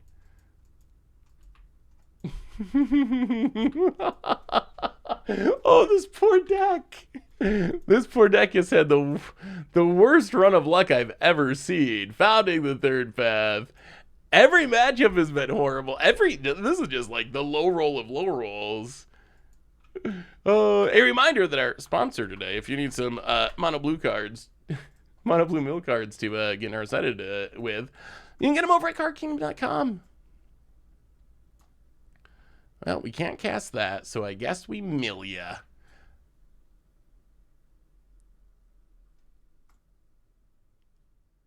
What is... Okay, you know what? New plan. I don't know. I definitely did not do that. That was definitely number 2. Did you see Days Undoing yet? They might not be playing it. You know what? Okay, here's the plan. Practice League. Practice League. None of this actually, the last hour and a half did not happen, chat. It doesn't exist. Hello. What's up today, everyone? Fine Tuesday to you all. Good to see you. Today we're gonna play some Mill and Pioneer. We're gonna see if Mono Blue Mill is Jace. I don't know if I'm hoping this deck does well or poorly, because if it does well, then I gotta say I was wrong about Jace. So we're gonna try this Mono Blue Mill deck. Basically all about trying to mill people out. Hopefully everyone had a good weekend. I have a very long cat story I would like to tell you. Any chance you play a deck with Tyrannosaurus Rex? My son would be so excited for a big poisonous dinosaur. I mean, we'll probably do some Tyrannosaurus Rexing at some point, I'm sure. Hey, yeah, hopefully everyone had a good weekend. All right, let's see if this Mono Blue Mill deck can we please not play Control? Please, Magic Gods. Not every round, at least. Well, once is fine, but not every round. Do you have any plans to make a rogue deck in Pioneer? I feel like New Kaido has some potential. I mean, I think New Kaido is sweet. I don't know. I don't know about the Rogues playstyle. I'm still sick of Rogues from when it was in Standard not that long ago. Like, the playstyle is just annoying. So, I don't know. Maybe we can make, like, ninjas work? I will say, the entire league, which I guess was not a full league, but still, that entire league, we did not see a single Jace resolve, right? Zero Jaces that whole league? I'm pretty sure that was 0 Jaces. What do you think is the best deck of all time? Oh my goodness. That's such a hard question, because how good a deck is very dependent on what the deck is being played against. Well, we are going to... I mean, we have the full combo. This is our nut draw. Whether or not any of our cards resolve, I'm a little counter shy at the moment, because we've been countered so many times. But in theory, Frank's Sanity Mindbreaker, GG turn 4. Hey, what's up, Rucker? How are you? Well, we will discard Teresian Mindbreaker and pass the turn. We're starting Standard or LGS again. Hey, that's awesome to hear that Standard is coming back. Standard's been in a pretty sweet place recently.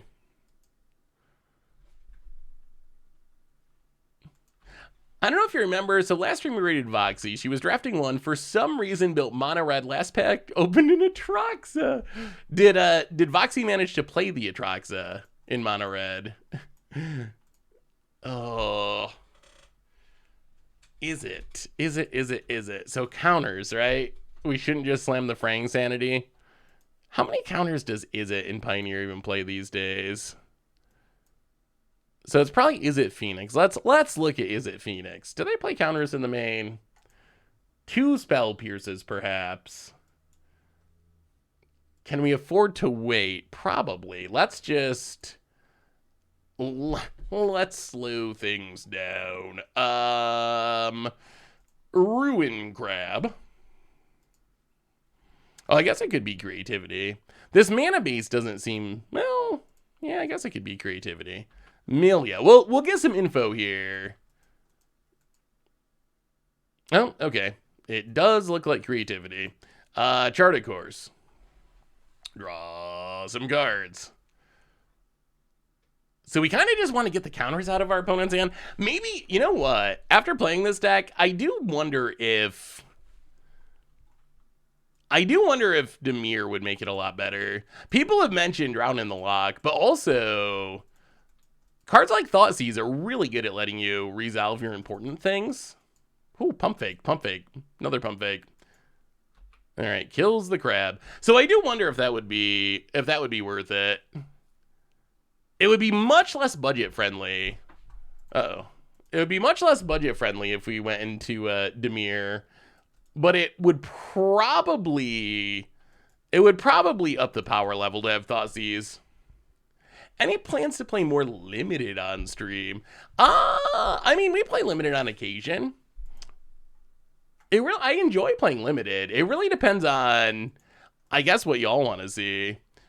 I don't know if it's changing now thanks to Arena. I know in the past, limited tends to be less popular as far as content is concerned, but I feel like limited is taken on a bit of a new life recently. We're gonna run out of Jace here and see if our opponent counters it. I think we're okay with this. We just want to get the counters out of our opponent's hand, essentially, because we have the game-winning combo if we can resolve it. So if we can resolve it, we should be good. Actually, wait. Oh no, can we not beat World Spine Worm? Oh no, Burning Bush. Welcome to the Fish Bowl. Thank you. Let me read World Spine Worm. I'm pretty sure that shuffles back in, right? So I guess we gotta mill them to 1 card and then have them draw the worm. When it's put in the graveyard from anywhere, shuffle it into its owner's library. Oh no. Yeah, I mean, we should be okay-ish. Well, I mean, mill you, draw some cards. Pass the turn. 1 creativity down. I mean, our opponent's also missing land drops, which is making our life somewhat easier. Opponent's going to impulse to try to find a land. The problem is we are just dead to creativity resolving, right? Tasha's Hideous Laughter to get mills 1 card. World's Spine Worm totally would be worth it, actually, in this matchup. Maybe they're playing Locust God and Easy Win. Yeah, the Locust God version's funny. Like, I think that combo's really, really sweet. Although I think everyone's playing the World Spine Worm version because of the Pro Tour stuff. Opponent. Well, we should be able to start resolving things through Make Disappear, which is nice. All right, there goes the crab. Opponent going to pass. Well, I mean, I think we got a shot just because we fit our land drops here. Play the land. 1, 2, 3, Frang Sanity. We can pay for a Make Disappear. Haha, curse you. Yeah, I mean, we can just play around the counters at this point for the most part. Take up a Jace. Mindbreaker in the graveyard. Maybe we're the better combo deck.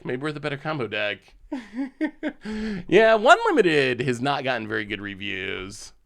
It seems like 1 Limited has been disliked by essentially everyone. Yeah, so we would mill our opponent to a single card. And then hopefully win in 2 turns. Is the hope. Opponent. Steam Vents. untapped, and passing. I mean, I think we just go for it. We got to just go for it. I haven't seen any Abrades. Are they going to kill our Mindbreaker? Are they going to kill our Mindbreak? I guess we don't really have a choice but to go for it. So, play the island. 1, 2, 3, and 4 Teresian Mindbreaker. Can we get in the attack? The lethal-ish attack. Unearth it. Go to combat. About it. Fire Prophecy. And also... No, double removal. And a Spike Field Hazard.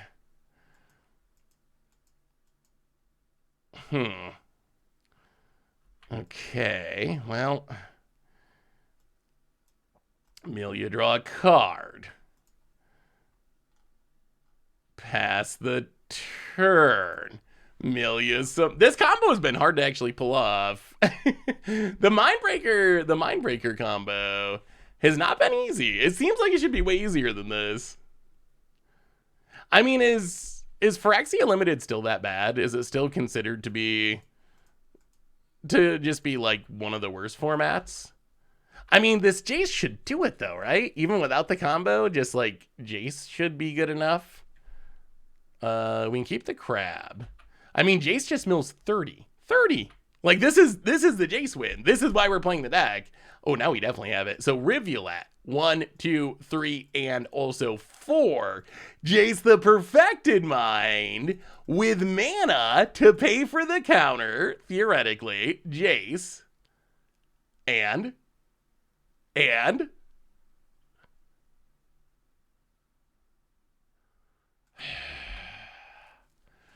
make disappear, sacking the Goblet for 2 make disappears. Well, we got rid of the Goblin at least. That's something. Cacophony. Milieu. Pass the turn. So many counters. Milieu again. Down to 10. They must have the World Spine Worm in hand. Where's the World Spine Worm? Pass the turn. Did you see they finally added a way to set basic land preferences in Arena? It took them so long. I'm super hyped about that. That's something that I've been waiting for forever. So yes, I did see that. I mean, it feels like it shouldn't have taken so long, but it also feels like a really good addition. Opponent. I mean, we got to have this, right? We have 3 up new Rivulets. There's no way we're not going to win from here. Opponent passes. So, we untap. A Ruin Crab. 5 cards left in our opponent's deck. Field of Ruin. And opponent scoops it up. Okay. Mono Blue Jace Mill. Better than the deck that just won the Pro Tour. We prove. Did they just draw their combo pieces? They must have. They must have just drawn them. Because I don't see. Did they forget to play any finishers? Where's the Xenagos and the World Spine Worm? Yeah. Okay, maybe they don't have any finishers. Yeah, they could have put it on the bottom, that's true. So what do we want against this deck? All the counters. You know what? Etherizing the World Spine Worm would be hilarious. That would be so funny.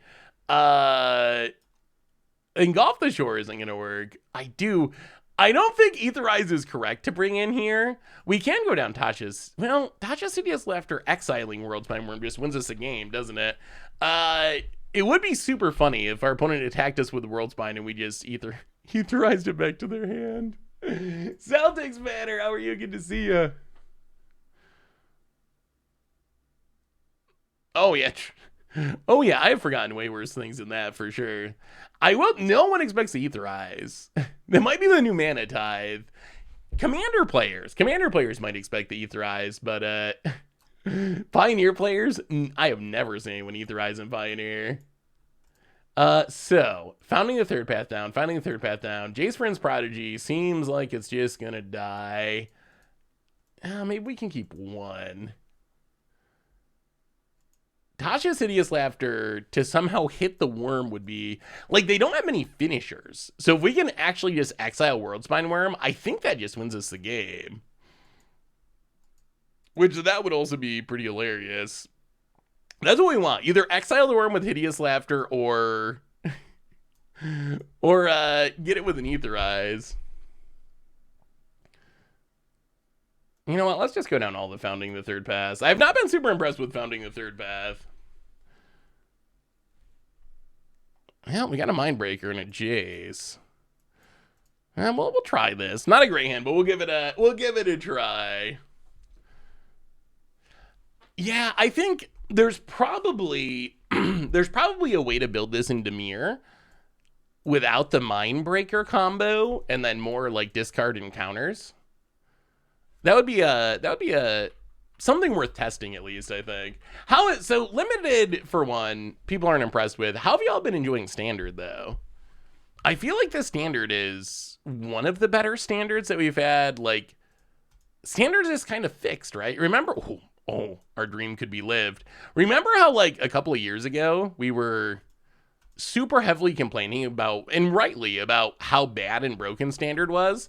I feel like standard's actually like in a pretty good place now. All right, Jace down.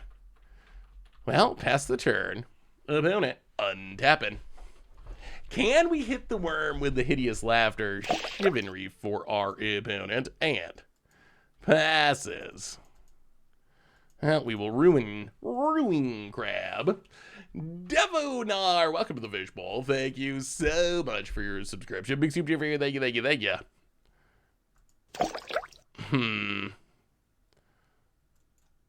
Do we Cacophony?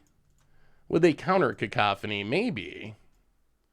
Yeah, let's do it. Again, mostly trying to get counters out of our opponent's hand. Rosito, welcome to the Fishbowl. Thank you so much for your subscription. Big super for you. Thank you. Opponent, let's it go. All right. Still have not seen a finisher. Not convinced they exist. Founding is card neutral, but really slow. Yeah, it's a little slow and clunky. I guess it is kind of a weird Snapcaster. Hey, Looney, how are you? I don't know if Wizards realizes how much tournament coverage matters to...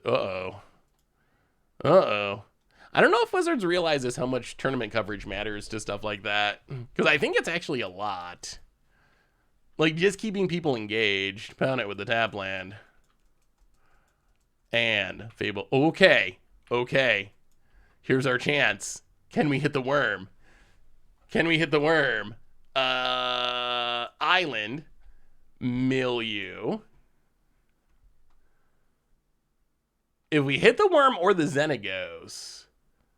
Okay, 3 lands out of the way. Well, 1, 2, 3. Hayu. 10 cards. No worms. 2 creativities, though. Oh, we really want to hit the worm there. Okay.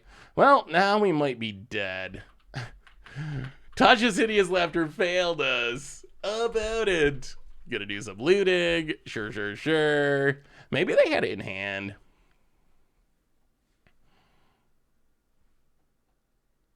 Opponent discards some cards, draws some cards, plays a land, goes attacking. Well, I guess we're not dead quite yet.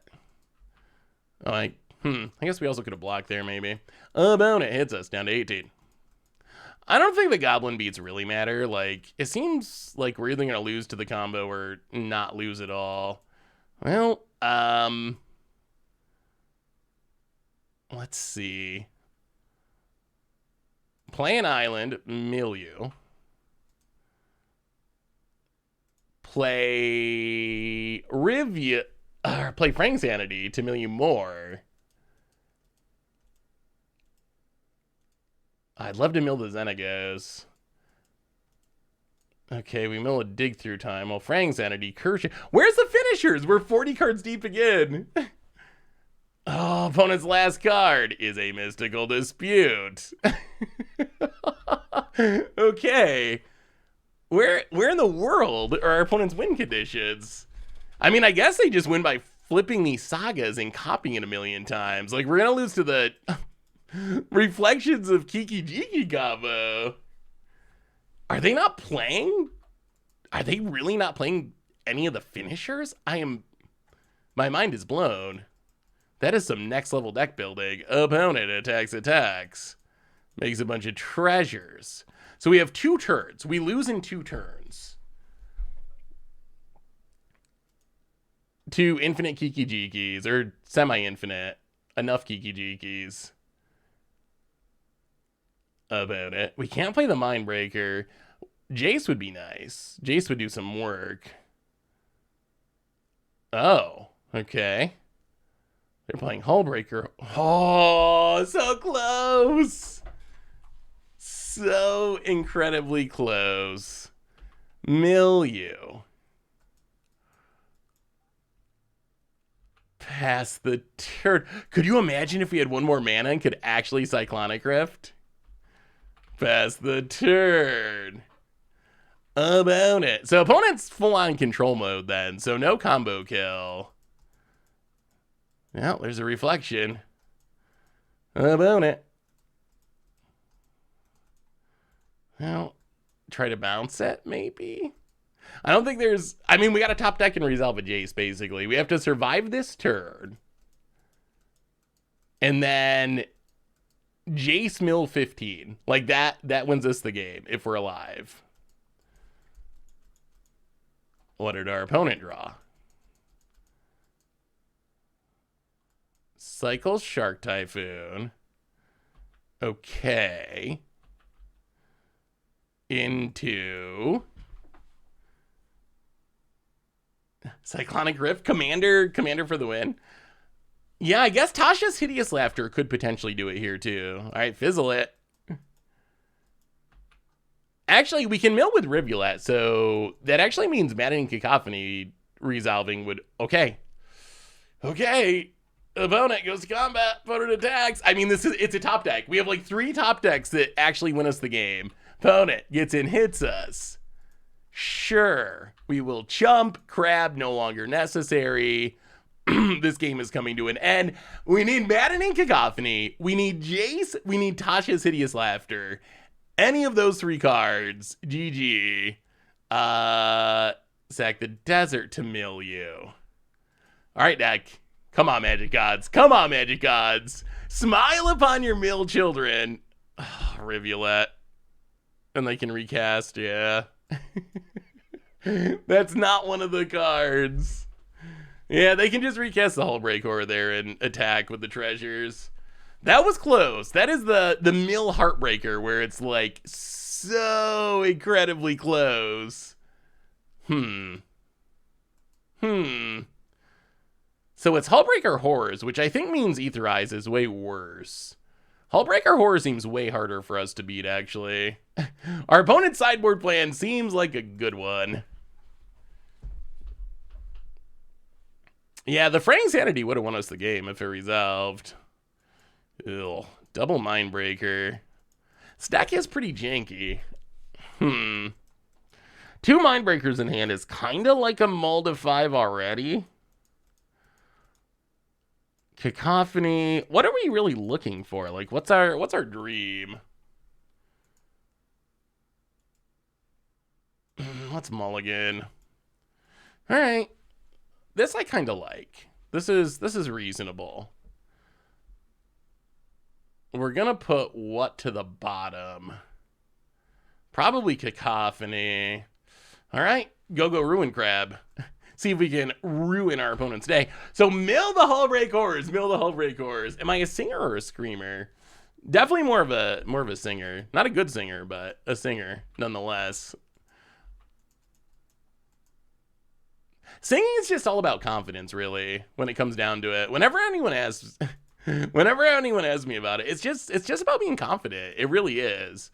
That doesn't mean being confident will make you into like someone who's a great singer. But if you're confident, you can be a bad singer and go and do shows and whatnot. Like I'm a living example of that. I've sang in shows with bands and stuff, and I am not any great singer by any stretch. Confidence, all about the confidence. Well, Ruin Crab Milia for 3. Pass the turn. Opponent. Leave our crabs alone. I wonder how many basics they're playing. Field of Ruin? Strip mine. Strip mine mode. Strip mine mode. Come on. Strip mine mode. No basic. Opponent floats a blue.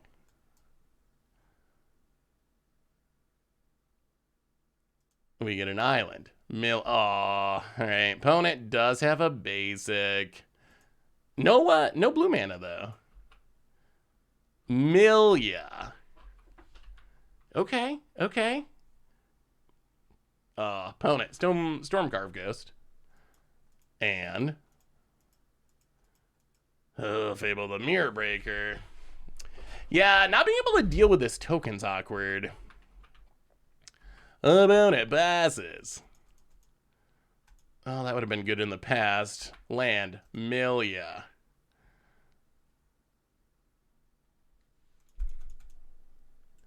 Jace. How do we do this? Should we be leaving up miscast? Probably. They're gonna know, though. And they get the treasure mana. What do we do from here? Karaoke stream could be fun. Is Isaac Brock a good singer? Not really. He's confident, though. Yeah, karaoke stream could be interesting. We should do a Zoom call where fans can do karaoke. I'm sure the stream delay wouldn't cause any issues. Anyone down with Baby It's Cold Outside with me? Doing a Zoom karaoke stream could be really interesting. You're saying cacophony wrong. It's cacophony. Wait, am I? Wait, no. I'm saying it right, aren't I? How do we do this?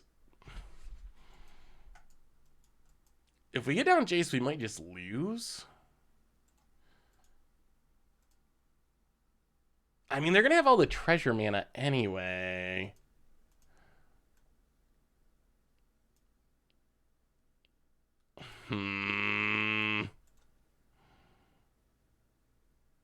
We can complete it and leave up miscast. Yeah, let's do that. I don't like the treasures our opponent gets to make, though. Well, take up on the goblin. Pass the turn. Leave up the miscast. King of Powers. Welcome to the Fishbowl. Thank you so much for your subscription. Big super cheer for you. Thank you. We could use a cacophony. Cacophony. About it. Gonna do some looting. How do we win from here? Frank Sanity's good. Our counters defend us from some stuff. These treasures might let our opponent just ramp into a... Oh, there goes our crab.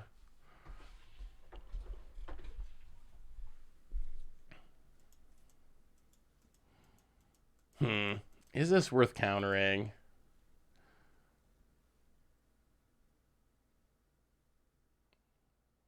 Probably. I think we're going to. Yeah, let's counter it.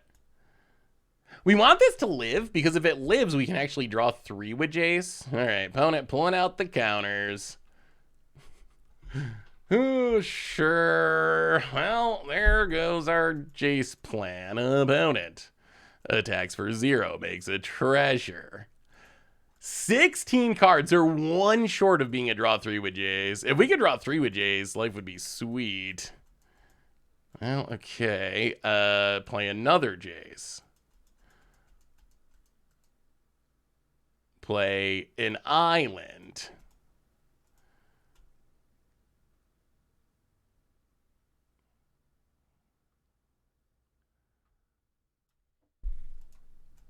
Hmm.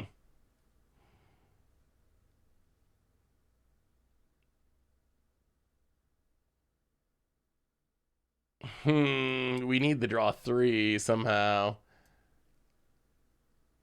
Yeah, tick up.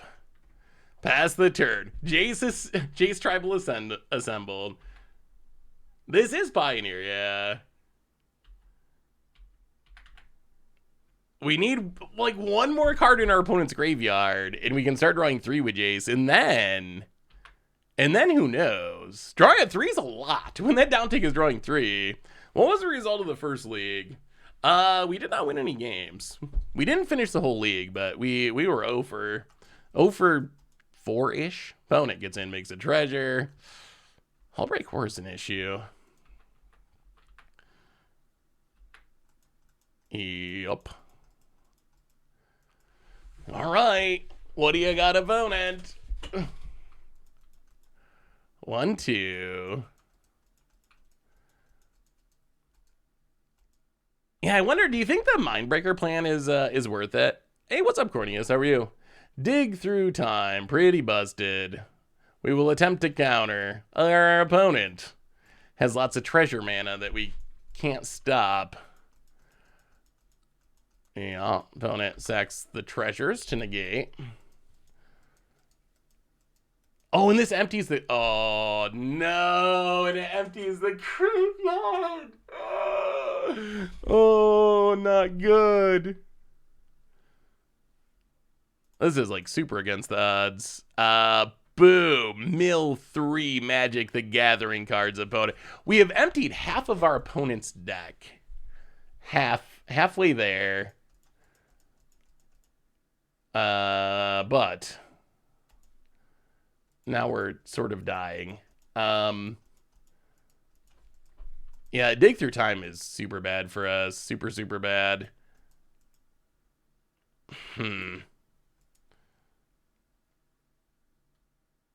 Okay, pass the turn, I guess. This deck is just bad, right? That seems... I mean, I think the matchups have been pretty bad for it, but it also seems not great. It hasn't helped that we've played against... It hasn't helped that we've played against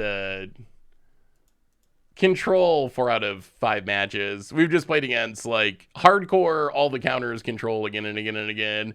So I think the matchups could be better for it, because if our opponent's not playing all this interaction, we do have some pretty fast mill kills.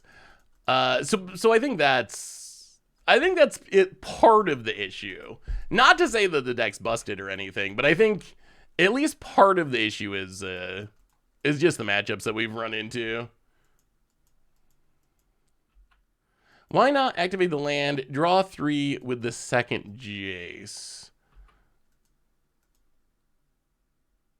We will try to block and flip. Well, I guess we pitch the consider. I just don't have any faith in any of our stuff resolving. Like, I think... Well, plus, wouldn't we have to... We'd have to 1-2 sack our land. So I guess we'd sack our land, legend rule our... Try to legend roll our Jace and have a Jace at 1. That doesn't feel that good. Especially with our opponent still having up blue mana for potential counters. Yeah, not having removal's tough. These goblins are just running us over. Control is meta, though, even though Rakdos Rakdos controls a person's hand. Well, I mean, we've just played against, like, 4 out of 5 match... 80% of our matchups have been blue-based counter-spell control decks. Which is not exactly representative of the Pioneer meta. Opponent, more Fables. Ugh, more lands. Now what?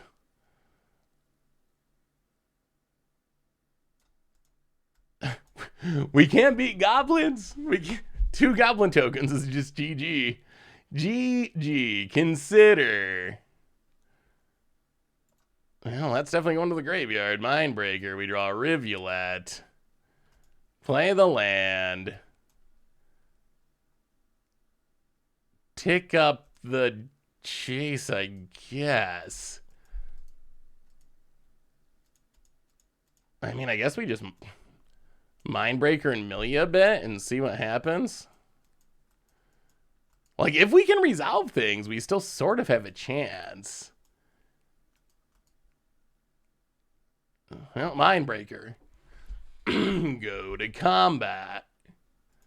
Milieu. So opponent down to 14 cards in their deck.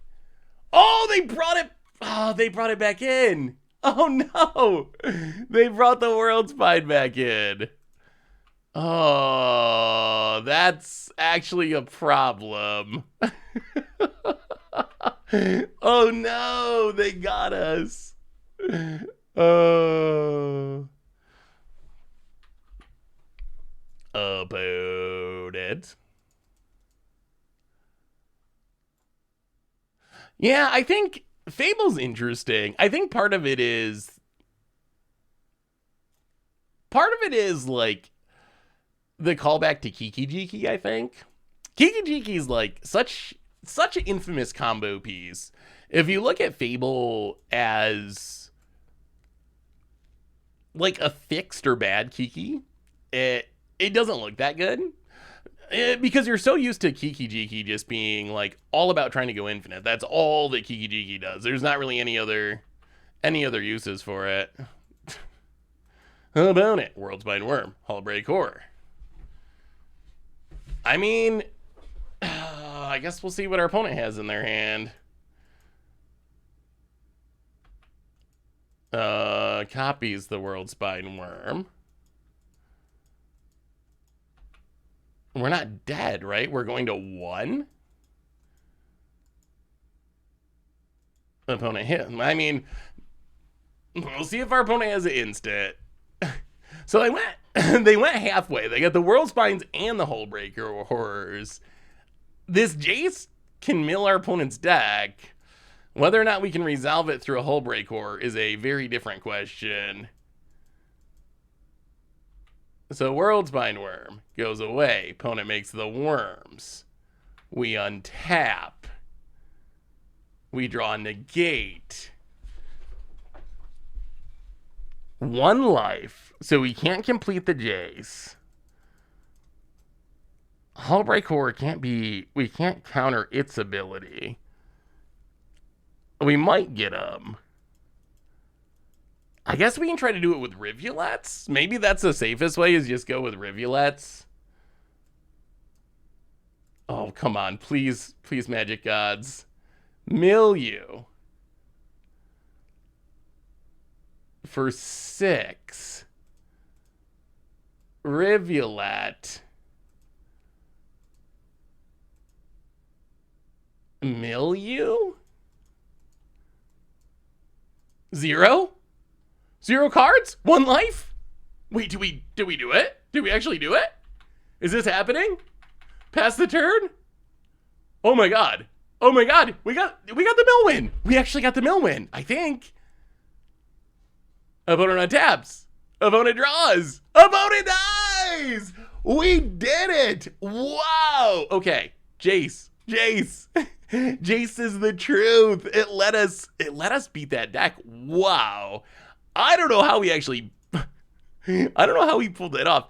Jace actually can mill a lot of cards. Oh yeah, easy mode. 1-0. First match of the stream down. I mean, Jace is a good mill card. It can mill a lot of cards. That was actually kind of sweet. That was kind of sweet. Jace, yeah, could have won the PT. Apparently, I heard the next Pro Tour is standard, which will be interesting. And then they're doing modern. I like the focus on non-alchemy formats. That's kind of nice. All right. Okay, 5-0. 5-0 incoming. We're just warming up. We're just warming up.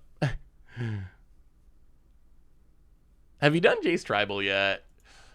Yeah, that's a good question. Have we?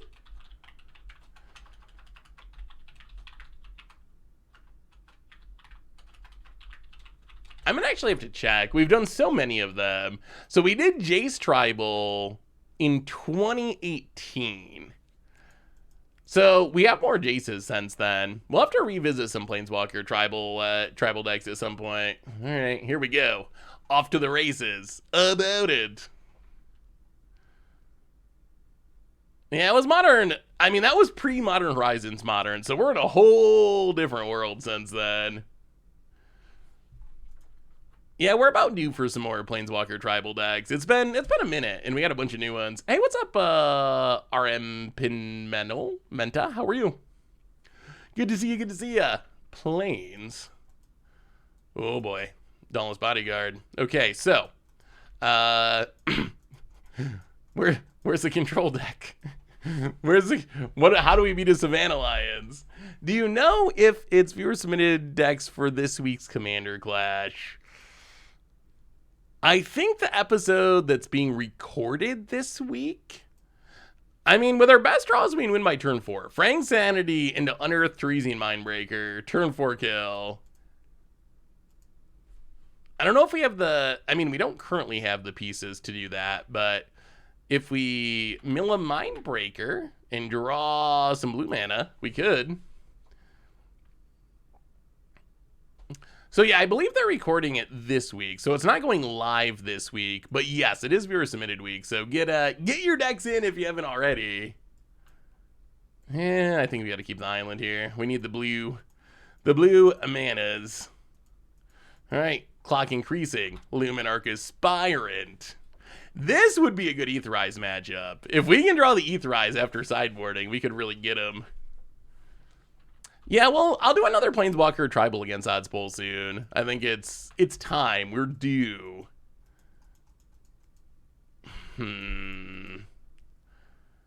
I'll play the island.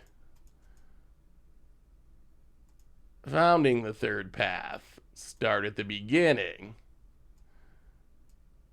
Maddening Cacophony Milieu.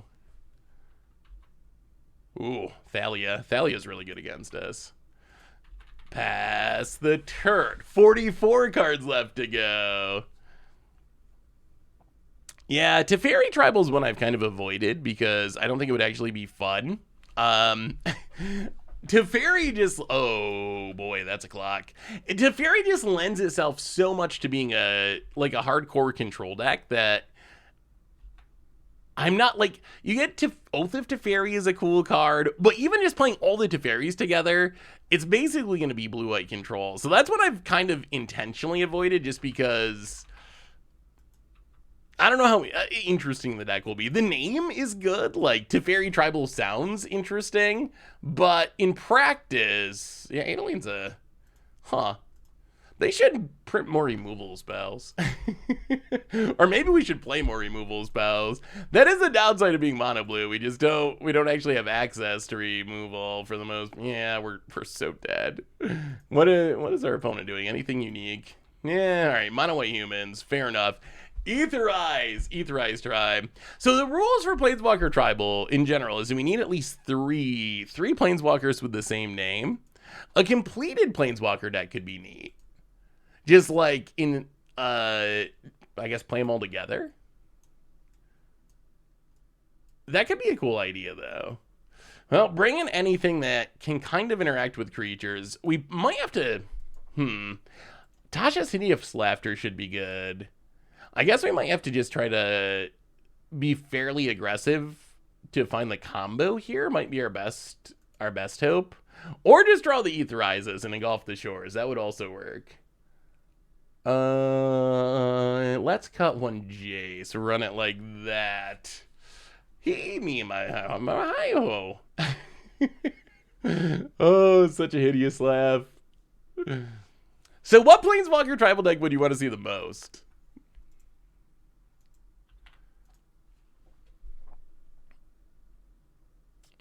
There's some of like, I guess the other question with Planeswalker Tribal, like, should the fact that we did Jace Tribal in 2018, so 5 years ago now, I'm actually curious what this deck even looks like. What did Jace Tribal, it's been so long, 5 years ago, like, should we revisit stuff like this? 5 years is like a whole different world in Modern. How many of these cards? Okay, so all the Jaces. Path, that's been power grabbed. Serum Vision, that's been power grabbed. Supreme Verdict's still around. Wrath of God Terminus, don't really see him. Journey Nowhere, super power grabbed. Escanta, doesn't really see play. Detention Sphere, pretty much power grabbed. Sphinx's Tutelage. Wow, what was I doing with this deck? Two Leyline of Sanctities in the main deck. I wonder what made me do that. But should we revisit some of those older archetypes? Like, should we revisit Jace Tribal at some point? Favorite Planeswalker is Venser, but Venser's had a rough go of it. Sand actually seems kind of good. Engulf the Shore can be good. Tasha's Hideous Laughter could be really good. And who knows, maybe we actually get to overload a Cyclonic Rift. How many new Jaces have been printed? I feel like a lot. Actually, maybe it's not that many. How many Jaces were not here? So, Mirror Mage, Cunning Castaway, Wielder of Mysteries, Completed Mind, or Perfected Mind. 4? So we have, wow. I think we have double the number of Jaces. I think when we played it, there were 5 Jaces. Now there's 9, if that makes sense. Maybe that, it might have been the redirection rule. Maybe that was the idea. I think that was before the rule change. So that would actually make sense. Trying to keep our opponent from just burning it out. Burn has always been popular in Modern. Well, all right. Find the land. We just need this Tasha's Hideous Laughter to hit like 30. Which it could do against an aggro deck. Mill you. Wow. Okay, we milled. Solid action there. That's a win. That is a win. That's a win. We milled 1 land. That's going to improve this Tasha's Hideous Laughter. Opponent Hopeful Initiate. Sure. Goes to combat. Come on. Come on. Do you think that Magic Online will eventually die out? So, interestingly, oh my god, we do the thrice. We're doing it. Stone Rain, we're doing it. We're actually doing it. Tasha's Hideous Laughter. 12? Oh, that's pitiful. We got that much against the control deck. Oh, that is a low roll Tasha's Hideous Laughter. So I was actually talking to someone from WotC when I was at, oh no, we're helping them. When we were at MagicCon Philly, and one of the things, wow, Extraction Specialist. Yeah, Graveyard Hate might be improve this deck. Yeah, where's the opponent's got a lot of lands left in their deck. And one of the things I mentioned that was interesting is that the current CEO doesn't really like Moto, and that's why they offloaded it to Daybreak Games. I think that actually works in Magic Online's favor. I think the fact that it got overloaded or offloaded to Daybreak Games makes it much more likely that it's actually going to stick around. Daybreak seems to be good at keeping games alive, and they've actually done way more as far as adding new stuff than I would have expected them to. So I think the transition to Daybreak is actually a pretty big deal. Opponent.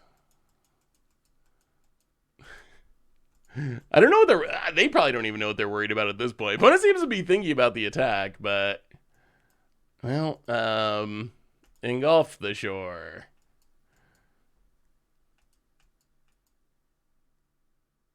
Oh no! Guardian of Faith. Oh no! Oh no! Our opponent's prepared. The bottom of our opponent's deck has to be like, they gotta have like 18 lands out of these 31 cards or something. Like, it has to be an absurd number of lands left in their deck. Well, that's not good. Engulf the shore, bounces the phase out thing so they can do it again. We draw a Field of Ruins, which does nothing. Well, past the turn, I guess. Opponent.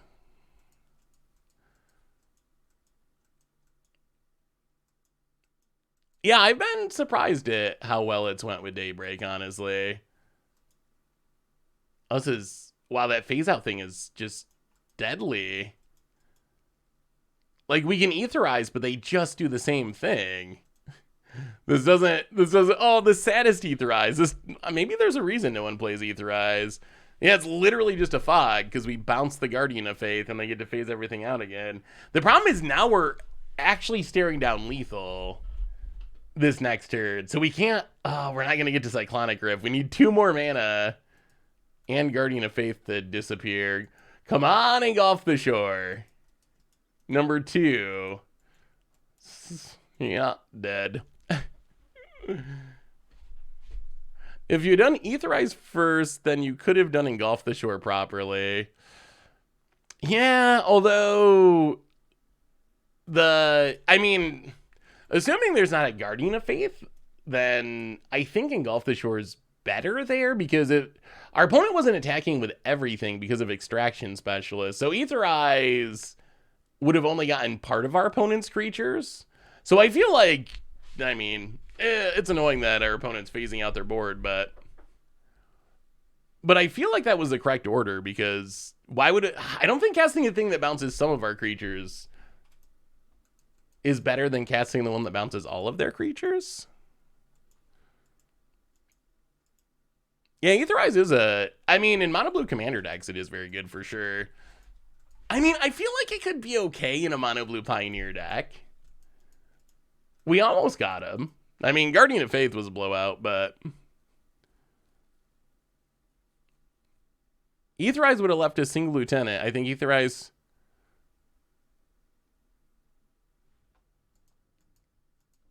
But why would we leave a single lieutenant? I mean, I guess my argument would be, yeah, I mean, we should be able to consider into lands. My argument would be, oh boy, our friend control returns. The Guardian of Faith isn't a super popular card, and even if it is in our opponent's deck, there's probably only a couple of them, and I don't think I would bring in Guardian of Faith against Mono Blue Mill, so I think it's a tough card to play around there. I have a hard, oh no. We're gonna fill the, how did this deck possibly 5-0? We're gonna fill the graveyard for Greasefang. We're doing our opponent's, it's like all of our cards are sort of body and mind. They're just helping our opponent. Hey, we draw land though. All right, Milieu. Please no Parhelions. Oh no, it's literally Reanimator. It's Reanimator. John Cena tribal phasing. How would you build a phasing deck? So many of the phasing cards are like legacy only. Could be funny. Oh, sort of body and mind. Wait, no, is good? That's so bad. Just start a YouTube. I'll try to stay consistent, which would be like, hey, what are you doing on the YouTube, Corneus?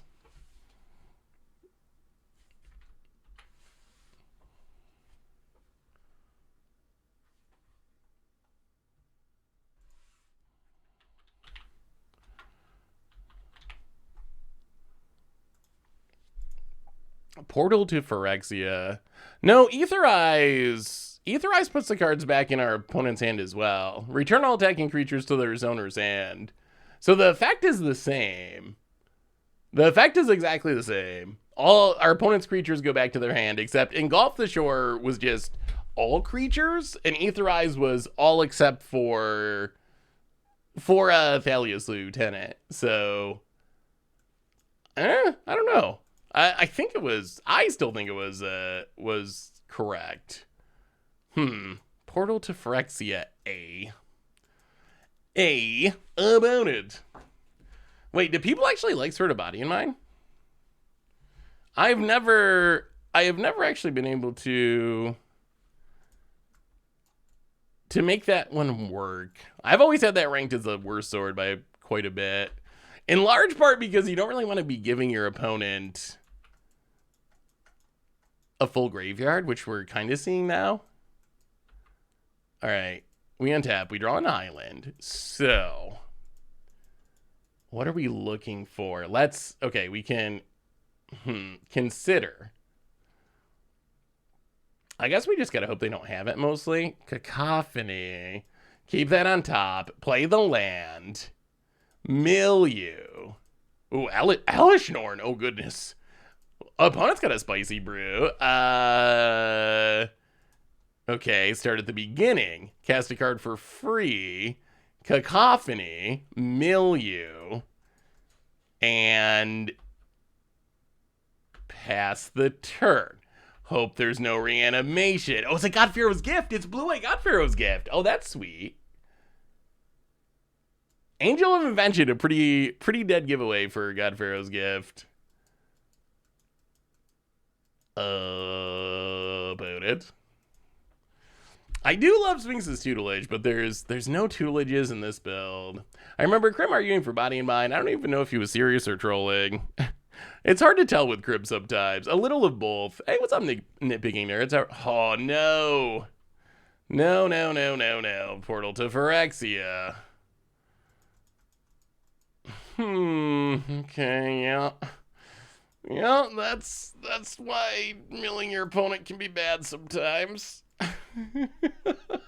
I guess Portal is just better than God Pharaoh's Gift at this point. So it's essentially the same thing, except with Portal now.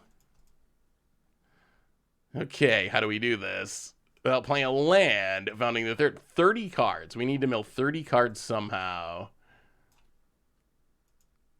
Cast a Chart of Course.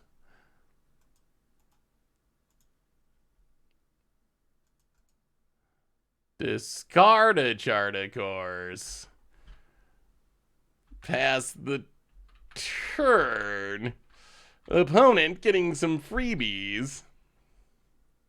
When Pioneer first came out, I tried to play God Pharaoh's Gift Goblin deck, but it just did not work. I remember a deck like that from Standard, like a mono red God Pharaoh's Gift deck where you could use, oh dear, Deputy of Detention, where you can use like Skirk Prospector to sack your goblins and get them back. That was a really cool deck. I don't think I played it in Pioneer though, but I do remember a similar build.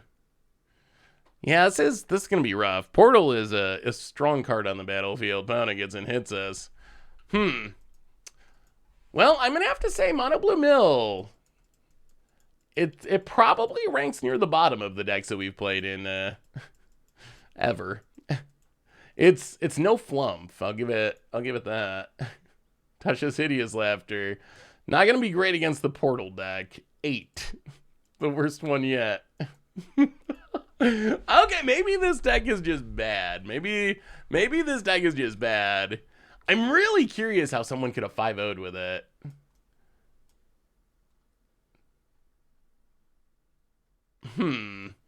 Every time we play Mono Blue Mill, we just get wrecked. Okay, so I think here's the plan for the rest of the league. I think we got to try to assemble the combo. I think that's got to be our plan. I think our plan has got to be to try to combo off this like slow and like, oh, I mill you for 4 with founding the third path or whatever. That just doesn't add up to winning.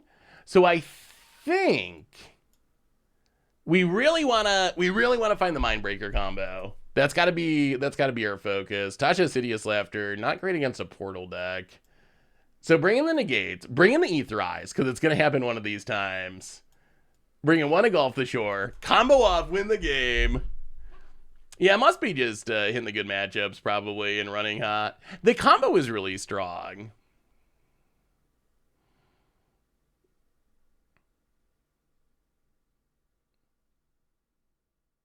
What's his name? LSV's friend plays pretty high with God Pharaoh's Gift Zombies in way back historic. Yeah, I mean, God Pharaoh's Gift was a legit deck at one point. In Standard, it was very legit. It hasn't really taken off outside of standard. Those three missing sideboard slots. Those were the win the game cards. That's it. That was a problem.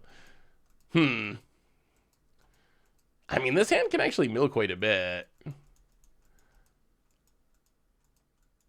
So lessons. Big one. Need more graveyard hate. If you're gonna mill your opponent, more graveyard hate, very necessary.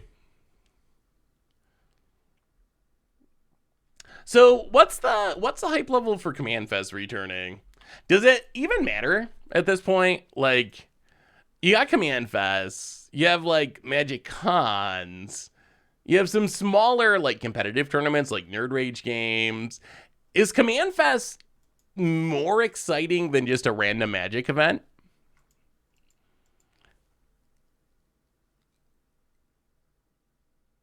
I kind of feel like every event's Command Fest at this point. Some of them just have other stuff too. So I don't know. I mean, I'm glad they're doing them though. Events returning is like super sweet after such a long time. Hey, what's up, Affinity Discord? How are you?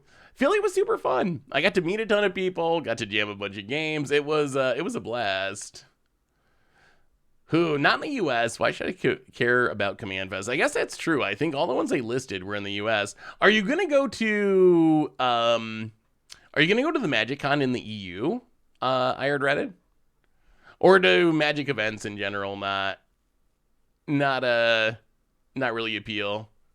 Mono White Soldiers and Pioneer. Ooh, sweet. Good luck, Dandy Floss. Command Fest is, I guess Command Fest, the difference would be it's pretty much all focused on Commander. I don't know if there's any, from what I remember, I don't know if there's really anything outside of Commander at Command Fest. I mean, I'm sure you can find people just playing random games, but it's not like there's big tournaments going on or whatever. When like at MagicCon Philly, there was a pro tour, there was a whole area set up for like modern and standard and limited events and such, and then there was also a section set aside for Commander. So Command Fest, last time I went to one at least, it was just pretty much the whole setup was for Commander, more or less. I used to do London GPs all the time. Barcelona is my middle of summer as my only option. Going to Hard Pass. Oh, is Barcelona not a good place to go in summer? Is that... Well, let's play a crab. Opponent's got 12 cards milled. Opponent's got 15 cards milled.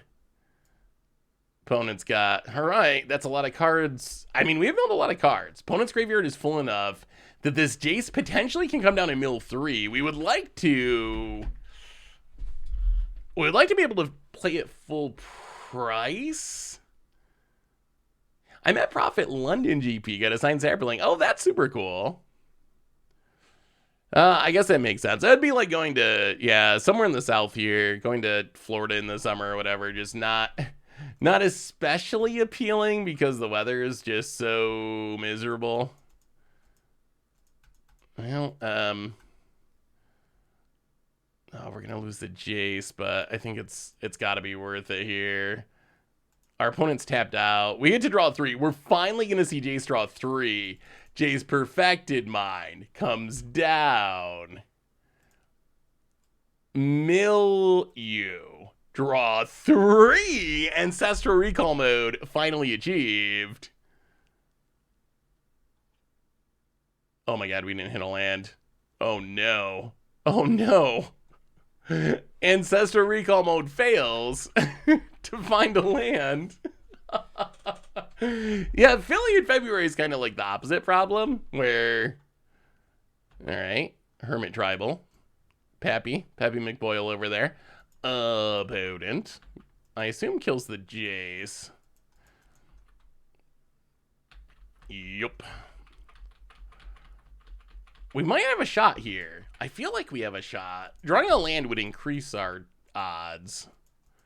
All right, land. Mill you down to 25. 24 cards.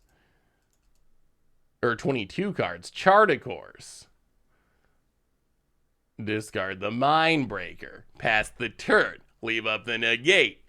Crabtron. Might be a good enough Tron to get the job done here.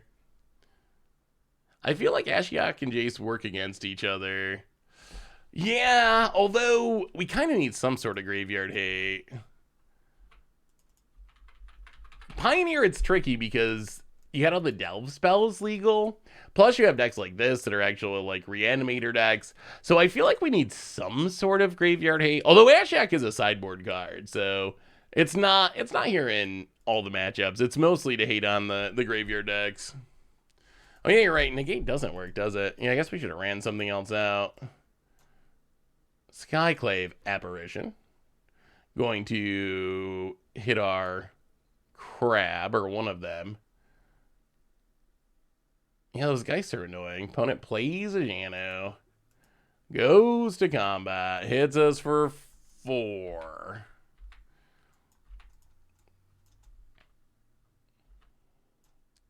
Well, let's consider. Can we...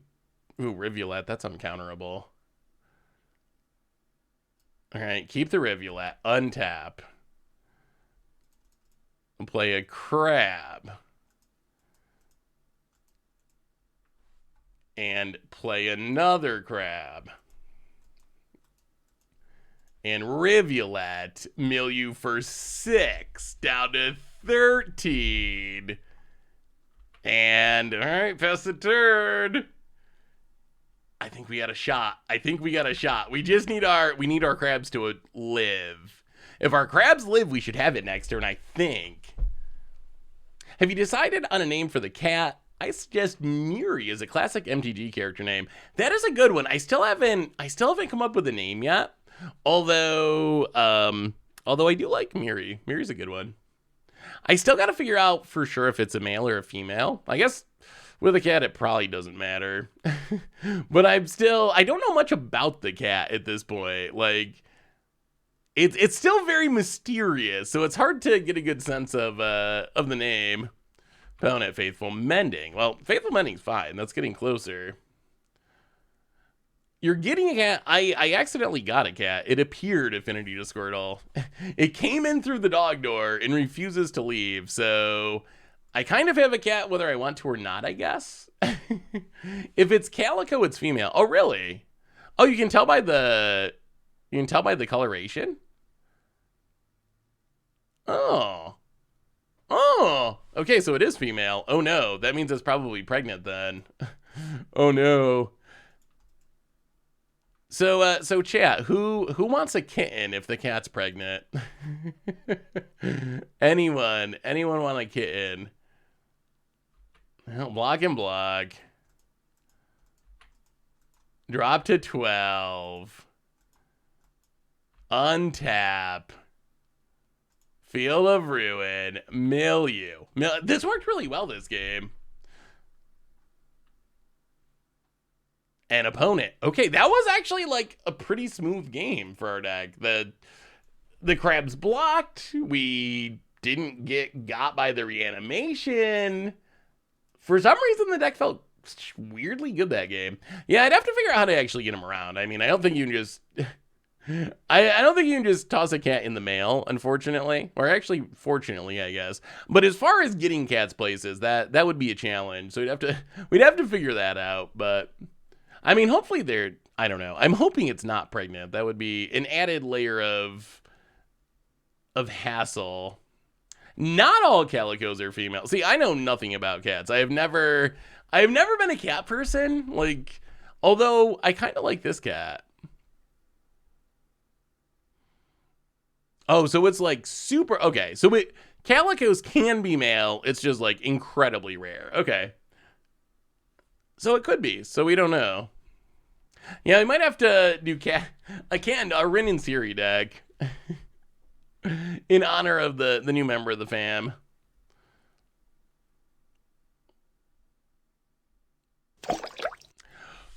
Quasio-X, welcome to the Fishbowl. Thank you so much for your subscription. Big super for you. Thank you, thank you, thank you. Thank ya. Yeah, I guess that makes sense. If they're that scarce, then male calicos probably are expensive. Are cats expensive? I learned that when looking at puppies for bear, that like puppies are actually kind of, Quasi-Alex. That makes way more sense. I learned that while looking at puppies for bear, that dogs can be really expensive. Are cats also expensive? Oh my goodness, Bear's so big. So Bear's got to get his medication, his like flea and tick. It's some sort of all-in-one medication that is supposed to solve all of his problems. But he's so big that apparently they don't make medication for his size. So he has to get like the biggest size medication for up to like 130 pounds or something. And then also like the littlest size medication to help make up for it. So he has to take like 2 pills instead of 1. he's just off the charts as far as yeah. Which unfortunately means you have to pay for the pills twice. That's where they get you. I think it's a scam against owners of large dogs. By the way, about the season pass and the game drops your rewards, what's going on?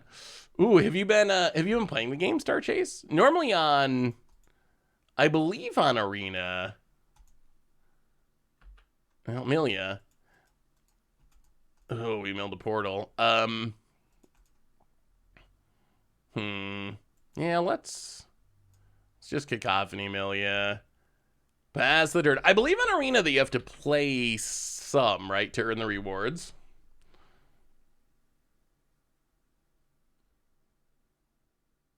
Yeah, it's insane that your dog weighs more than I do. Seriously. I've tried to put him on a diet. He refuses to eat his diet dog food. And so I got him like the healthy weight management dog food. And I'll hold it right in his face and he just turns his face away. He will not eat it. He'll eat normal dog food, but he will not eat the diet dog food. Oh, that also makes sense. I've heard of a couple other card bugs since the latest update, so that might be it. It might just be a bug issue. About it. Eating the crab. All right.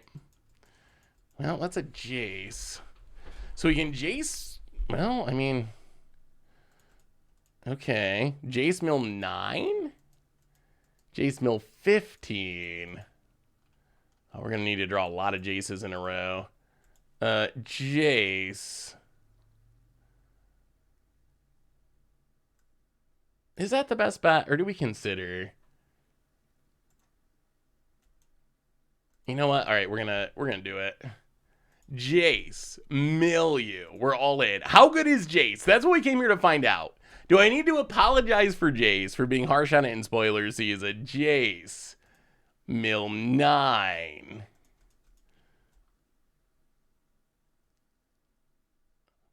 Actually, is it better to tick up? Now we gotta think. We could tick up on this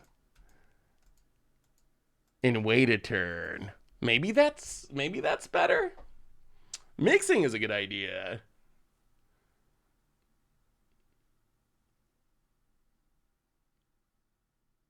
The mixing, I haven't tried that. I'll have to try mixing it.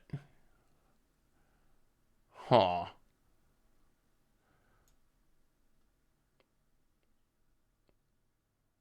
Yeah, let's tick up actually. Tick up, pass. Opponent. Hollywood Fountain. Uh-oh. Is this reanimation? Opponent's deck looks fun. Oh boy, Portal to Phyrexia. Well, we don't have anything to sack, so I guess that's a win, but this is a scary amount of stuff coming back from the graveyard. Opponent hits the Jace. Oh, come on, deck. Come on, deck. We need a miracle. Fraying Sanity. That might be a miracle. What's in the graveyard? Champion of Wits, Portable Hole, Hermit. Well, okay, 1, 2. I mean, I guess that's our hope. That's our hope and dream. New Rivulet. 1, 2, 3. Fraying Sanity. The problem is we're gonna mill our opponent into so much here. Mill you for 12. Oh, they got God Pharaoh's Gift too. Spicy. All right, pass the turn. We need there not to be an answer to the Fraying Sanity milled. Elish Norn, okay. Portal. This Jace with Fraying Sanity would be lethal if it works out. I don't know if it will work out, but if it does, we could steal this win and go out on top. Are you running any Teresian Mindbreakers? No. No Mindbreakers.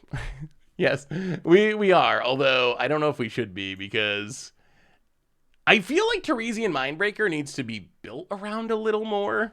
I don't know. We've tried the combo several times since we've been playing this deck, and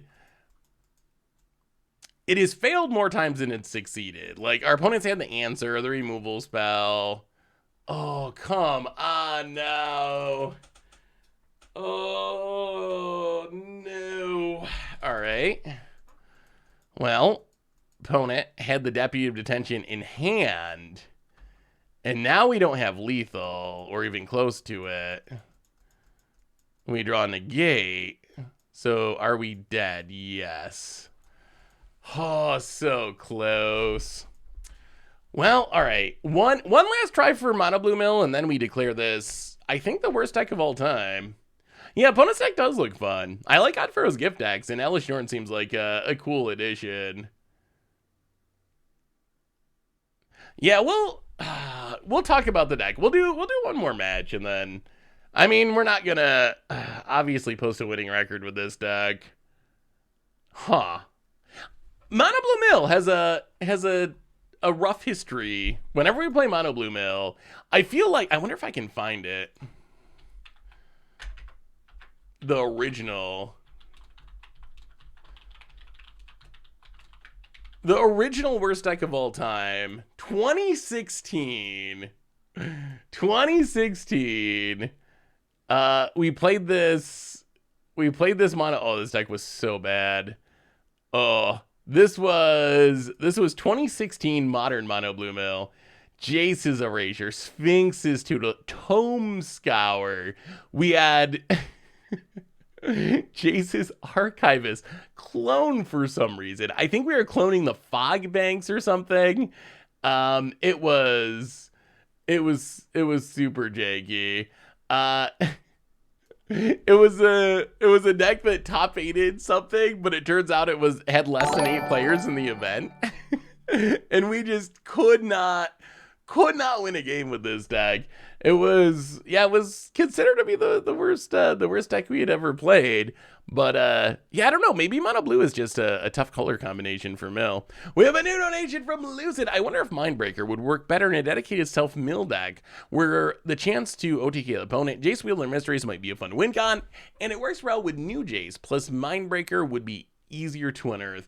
Yeah, I mean, we've had success with on Arena with Mindbreaker combo. We actually played a deck. One's hand actually looks kind of good. Other than the fact that found me in the third path. Very hit or miss. Like, 2-mana mill 4 isn't good, and this has been 2-mana mill 4 more than I would like. But yeah, I think that's true. We've definitely seen Mindbreaker be really good in dedicated combo decks. When we played it in Arena, I think we went undefeated with it, but that deck was just like, that was the only mill cards in our deck. It was like a Splinter Twin combo deck where we were just wholly focused on finding the 2 combo pieces, getting Mindbreaker in the graveyard, getting it back out, protecting it, and that worked really, really well. So I think the plan is powerful. Mindbreaker just kind of like, I'm playing mill, I'll toss it in and hope for the best. That, I think, it doesn't usually work out. This deck is kind of in between. Like, we got Fraying Sanity, which is a good card with the that's the best combo piece in Pioneer. So we do have the combo, but then as far as support, it's kind of lukewarm, I think, where we have a little bit of support, but not really that much support or as much as we would like to have. So yeah, I think that's where I would start. I think I would either I would either focus on the Teresian Mindbreaker plan and make that the centerpiece of the deck, or just cut the Mindbreaker plan. Oh, it's this deck again. Or just cut the Mindbreaker plan and focus on the mill plan and not have Mindbreaker.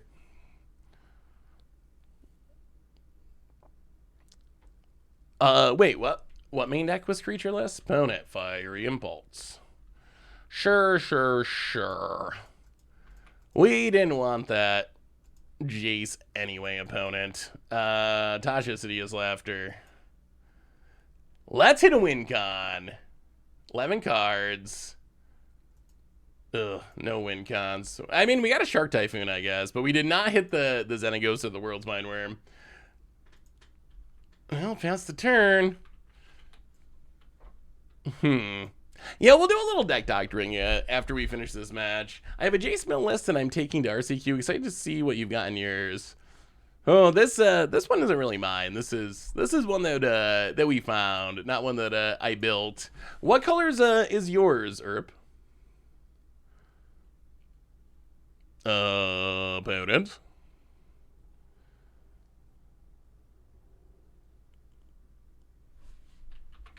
Untaps. Oh, really? Interesting. Because I think my suggestion, once we finish this match and actually talk about the deck, I'm pretty sure my conclusion from playing this is gotta go Dimir. That's at least what I'm leaning towards at the moment. Well, Jace perfected. We might actually somehow be having to mill ourselves here, which is ridiculous. But I think that's where we are in the world. Like, we're at the... We got to mill ourselves because we got these Founding of the Third Paths in hand that are just doing stone nothing. Well, okay. We milled a Consider, which sort of makes Founding the Third Path kind of do something. Pass the turn. Have you tried new Jace on Mill in Modern? We haven't tried Modern Mill. I am more skeptical of new Jace in Modern Mill, honestly, just because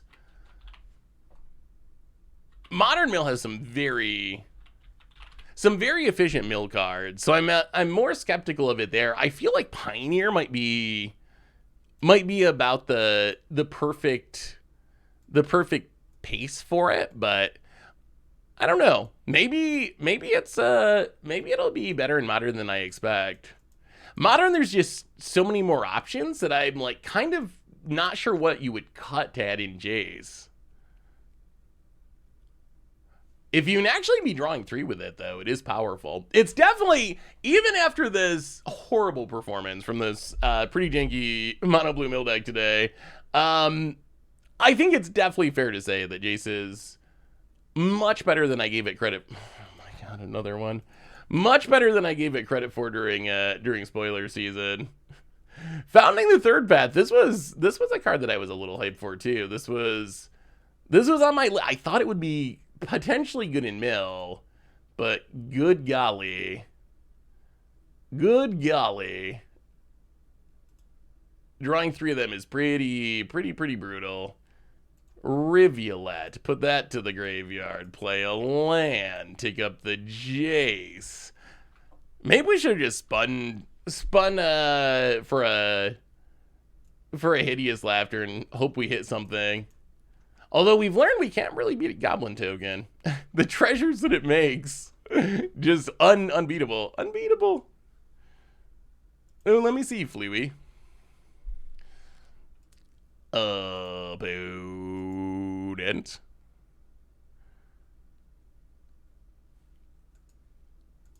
Jace's Crab Bisque.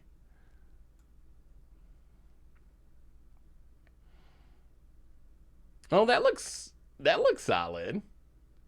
Yeah, I mean, a couple of copies of Jace seems like a good starting point.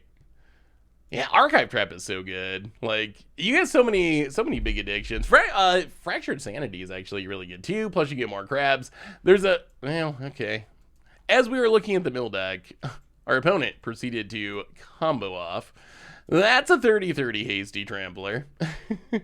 Sure. Sure. Yep.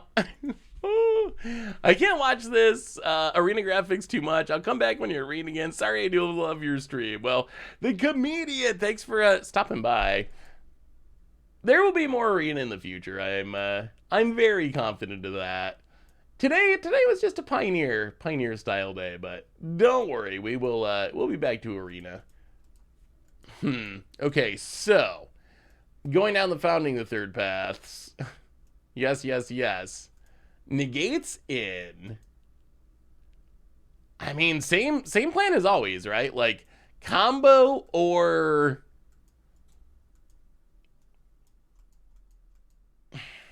Tasha's hideous laughter exiling a finisher. I think those are the two main plans. And Jace Friend's Prodigy has not been impressive either. Hey, thank you, comedian. Have a great night. Pioneer is like slowly coming to arena. We have Explorer on arena now, and we're getting more sets. We're getting the standard sets, obviously, but like Shadows over Innistrad remastered.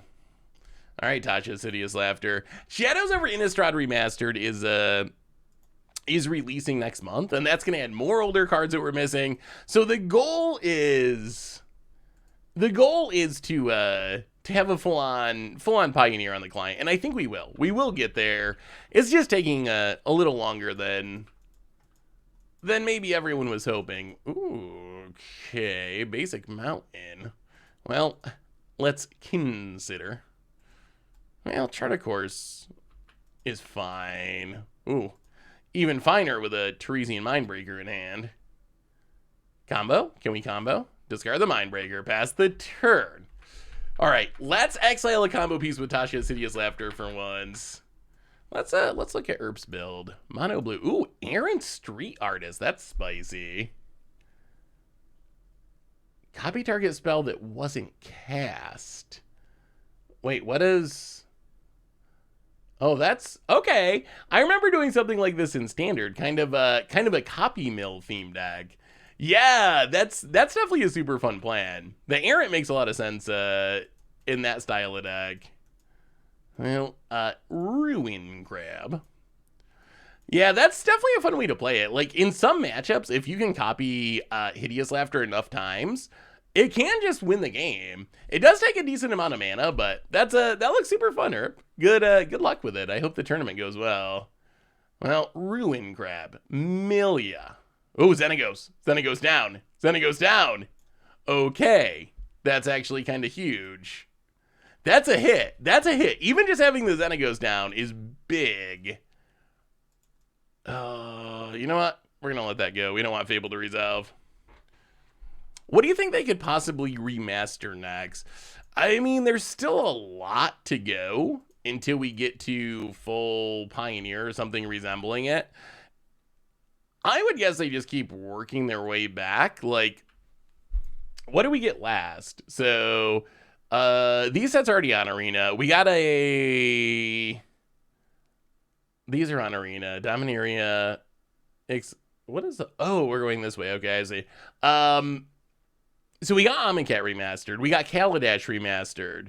Now we're getting Shadows over Innistrad remastered. So really, to get the rest of Pioneer on the client, we need Battle for Zendikar remastered, Khans of Tarkir remastered, Theros remastered, Return to Ravnica remastered, and then something with the core sets or something to fill in the gaps of stuff that doesn't make it. I guess that's actually, honestly, not that bad. That's actually a lot closer than I thought. Once we get Shadows over Innistrad, we're potentially only like maybe four sets away from essentially having full Pioneer.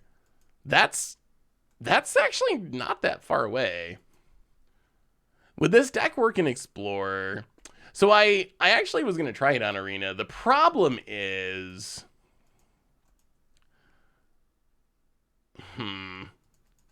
The problem is that there's no mill doubler in Explorer. There's no Frank Sanity. I'm pretty sure what happened is they added, what was it, Amonkhet Remastered? which had Frank's Sanity in it, the same time they were adding the first Jumpstart. Okay.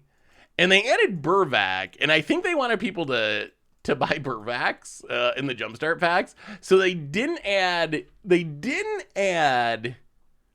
oh, that's brutal. Milling half there would have really sped up this process. So they didn't add Fraying Sanity, but all this to say, there's no mill doubler in Explorer. You can do it with Burvac in Historic, but Burvac's not legal in Pioneer or in Explorer. In Pioneer, you have Fraying Sanity, but they haven't added Fraying Sanity to Arena. That's the other issue with adding full Pioneer is there's some...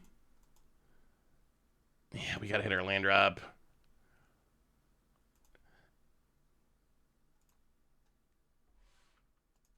Well, okay, Tasha Sidious Laughter. Come on, big numbers. 11 down. Past the turn. That's the other thing is, even once we get all the sets on Arena, yeah, Fraying Sanity is like pretty essential. You definitely can't be playing Teresian Mindbreakers without a doubler.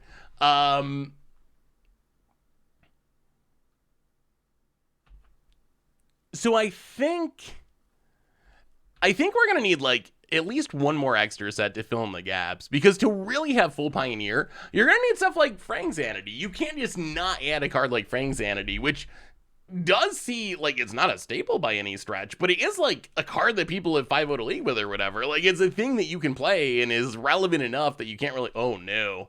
Hold the Storm Giants. Okay, Field of Ruin, please. Opponent gets in, it's a treasure. Sure, down to, down to 18, and, what are we, ninjutsuing? What are we doing in the middle of combat there, opponent?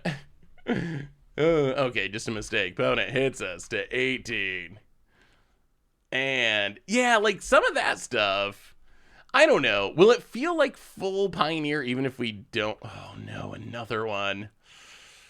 Will it feel like full Pioneer even if we don't have those cards? I'm not sure it will. Full, like, competitive Pioneer, I think, will come before full Pioneer. Well, Tasha Sidious Laughter. Big numbers. Big numbers. Show us some big money.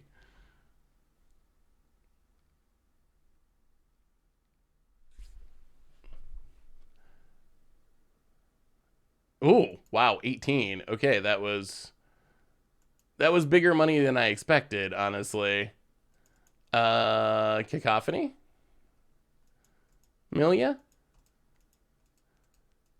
We might be getting... Oh, no. Really? You got a counter? A sneaky counter? All right, make disappear. Can this last Hideous Laughter get 15 cards? Maybe. That's going to be the question. Wow, this is going to be super close again. About it. Can't wait for Wizards to add Modern to Arena in 2077. I don't even know if Modern's on the roadmap. Although, interestingly, speaking of MagicCon Philly, I had another conversation that made it sound like Commander wasn't impossible.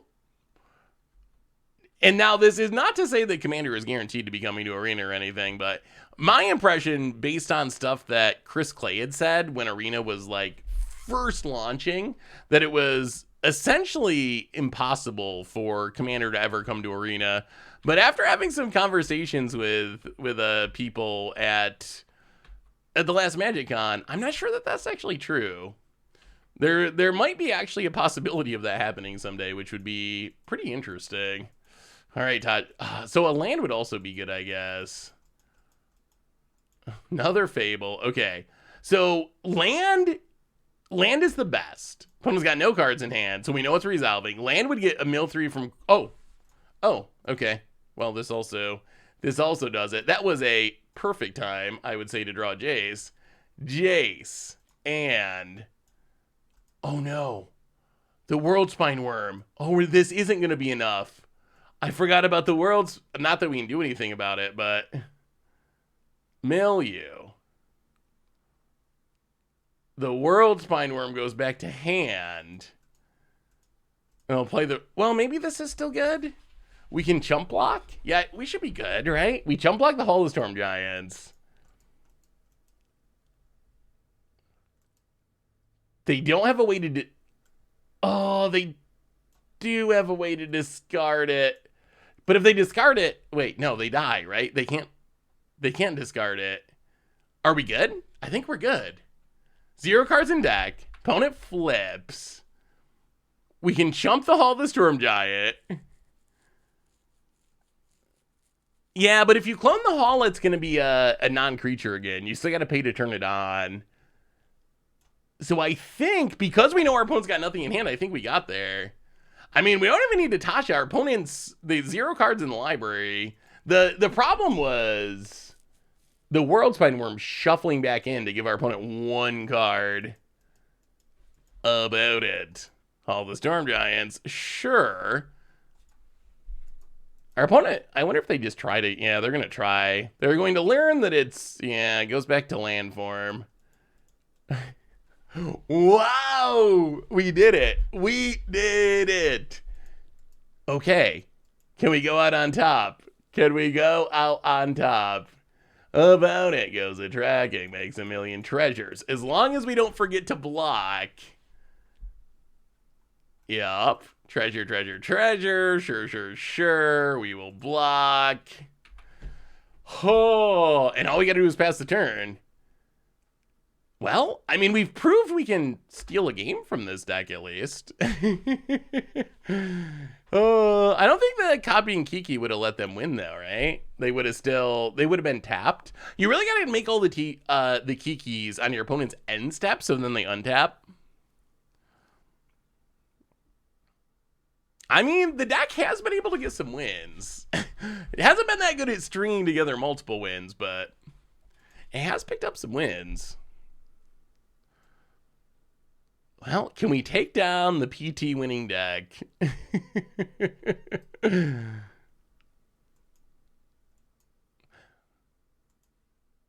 Without knowing their hand, they should have discarded one to shuffle it back in for another draw. Yeah, did they have the ability to discard it, though? So, our opponent's deck, it's a Indomitable Creativity combo deck. So the idea is, I don't know if you know Indomitable Creativity or not, but Indomitable Creativity, let me pull it up. Indomitable Creativity, you can destroy X artifacts or creatures, and then for each thing destroyed, you get an artifact or creature from your deck. So the goal of the deck is, and it's 3 mana and X, so the idea of the deck is you cast it with X = 2, and you only creatures in your deck, World Spine Worm in Xenagos. So they both come into play, and then Xenagos gives the World Spine Worm double power and toughness, trample, and haste, so it's a 30/30 trampling creature that just wins the game. So yeah, I guess they could technically cast those cards with treasure tokens, but the idea is not really to cast them. They're essentially cheating them into play. Shouldn't we have Ashiok to keep the graveyard clean and hit the combo pieces? So I don't think Ashiok, I mean, I guess it helps a little bit against delve spells. Well, we'll keep Frank's sanity. I don't know if it really stops their combo, though, does it? Because Ashiok, we have to activate its sorcery speed, so the worm would just shuffle back in anyway. It is a very big, very scary worm. Yeah, Indomitable Creativity. It's funny to see Indomitable Creativity go from a pretty fringe card to being a staple of both Pioneer and Modern. Like, it was like pretty much a bulk mythic, and now it's like $30 or something. Like, it went from being unplayed to being an actual straight up all-star. It does kind of feel like the cat sneaking through the dog door. Oh, we really got to draw land here. Come on, deck. Land. Okay, we do hit the land. That is good news. Well, in that case, let's chart a course to see if we can hit even more lands. You know what? If we could just resolve these Jaces, we probably just win. Like mill 15, mill 15, mill 15. That's 45. If we can just resolve our handful of Jaces, the game should come to a glorious end. Oh, we are definitely countering big score. Oh, all right. Well, we're not countering a Shark Typhoon.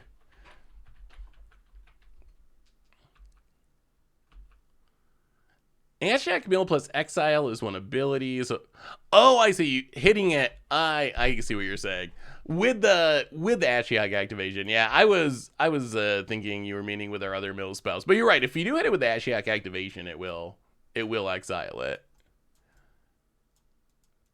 I think the way forward for the deck is maybe like Demir. Yeah, play a land, play a Fraying Sanity.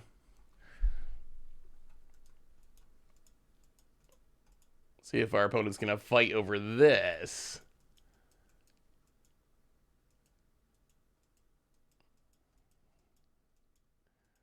Negate. Well, I mean, we're gonna try to resolve this. Negate the negate.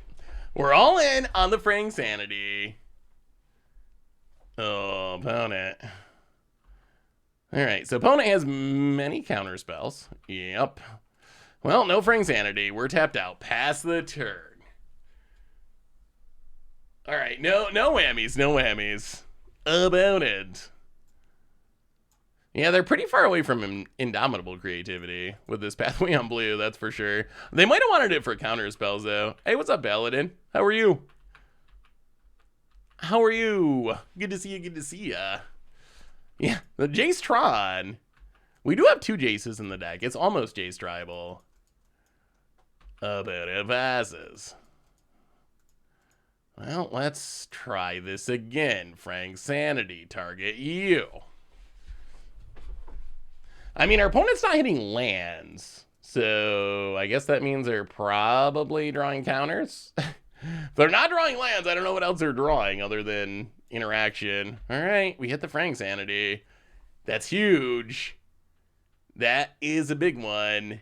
I think we got a shot. We got a shot to go out on a high note. We got a shot to go out with a win. Pass the turn. Mill nothing this time. We still got our negate up. If our opponent big scores, we are snap countering. Oh no, that's more sharks. Okay, that's an issue. 4 turn, oh, maybe even faster. 3 turn clock if they fire up the Mutavault. Ooh, I hope we get a new busted Ashiok to boost Ashiok Tribal. Yeah, we haven't ever gotten a really busted Ashiok, right? We've gotten some okay ones. There's a bunch of good ones, but hey, welcome to the live stream, Sephiron. Good to have you. Opponent. Gets in. Down to 12. Sure. Tap land. Well, let's consider island 1, 2, 3 to the top. We actually want the island here. All right, untap. Play the land. 1, 2, 3, 4. Jace. Can we resolve a Jace? It would be very good. Jace the Perfected Mind.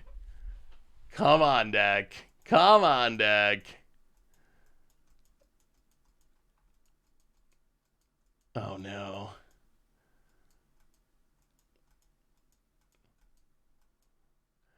All right, make disappear, sacking a shark.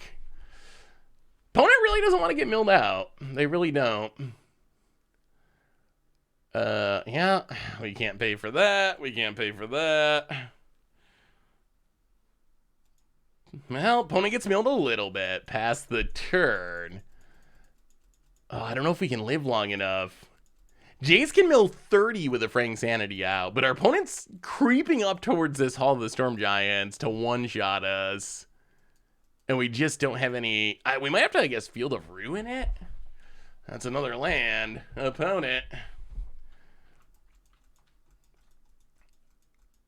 Oh, this is so close. Make disappears pretty good. It really is. The ability to copy it, like, yeah, the ability to copy it really puts it over the top. It's close to being playable, and then you add, the ability to copy it, and it becomes very strong. Double Jace plus Fraying Sanity is 48.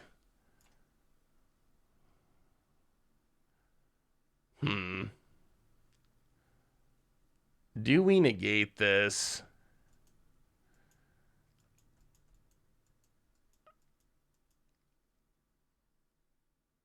Do we negate, or do we try to hold on?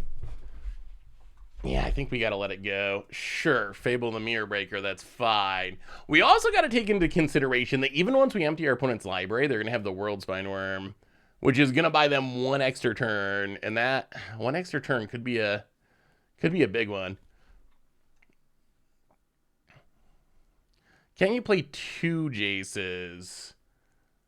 Well, Jace is what, 4? We can play two Jaces.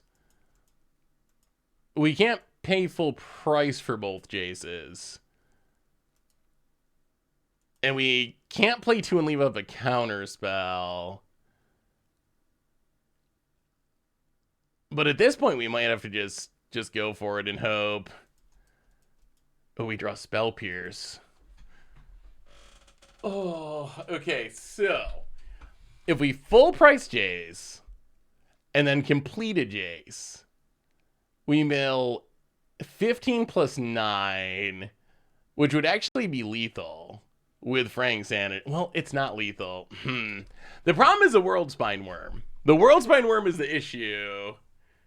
How do we get around the World Spine Worm?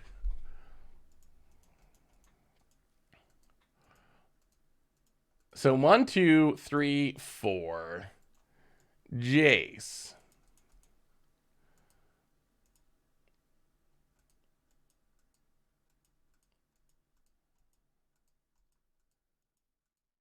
Resolves. Milieu.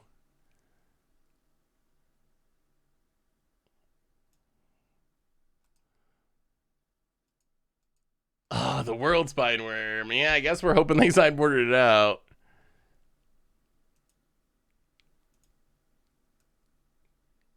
Milieu. I guess we'll see if we hit it here. That'll give us some info. So Milieu for 15. We didn't hit a World Spine. Narset's reversal. That's a spicy one. Play Field of Ruin.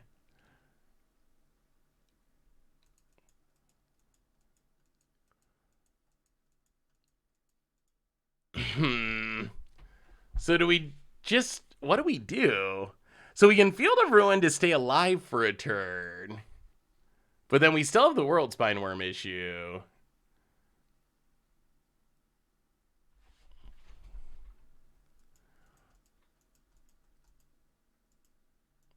Yeah, I think we just have to pass.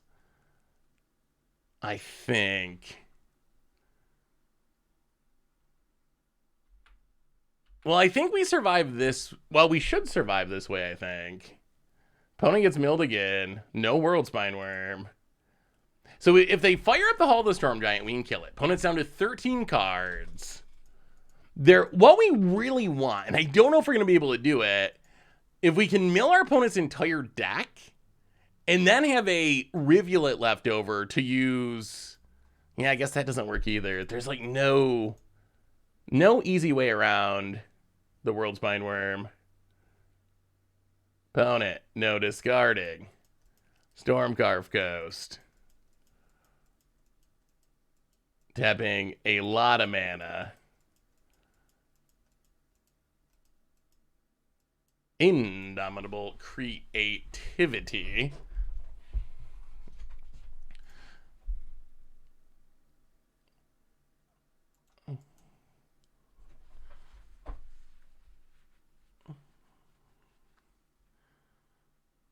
There's no way we survive this resolving, right?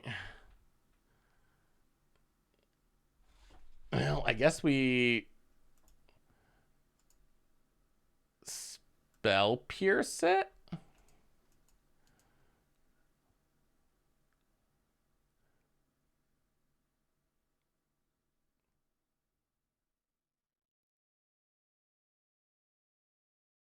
I mean, this will make our opponent tap out.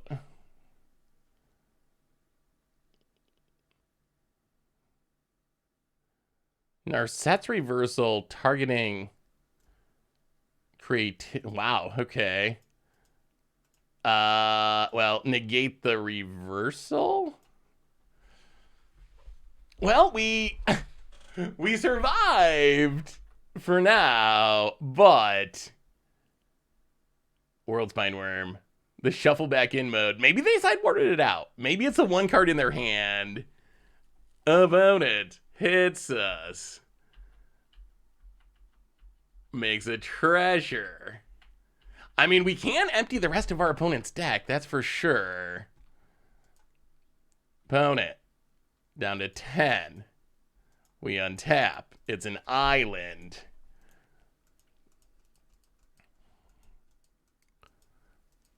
Oh, Tasha's Hideous Laughter would have been really sweet. I mean, I guess we just gotta hope they don't have it, right? There's no way of surviving. Actually, wow, you know what we could do is Jace tick down, draw 3 to try to hit Tasha's Hideous Laughter. That would be max greed mode.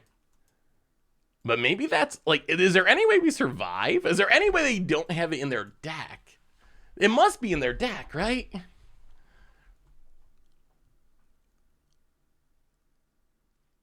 That might be. We might have to go for the high roll. We can also Field of Ruin plus Rivulet. That actually is enough to mill our opponent's deck.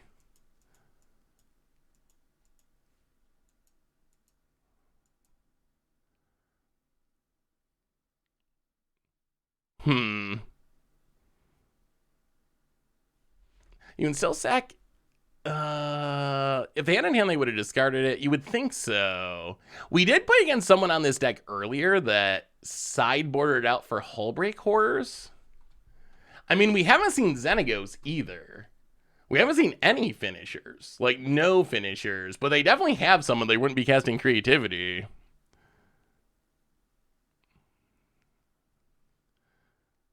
One, two. So if we, let's think about this. If we 1, 2, 3.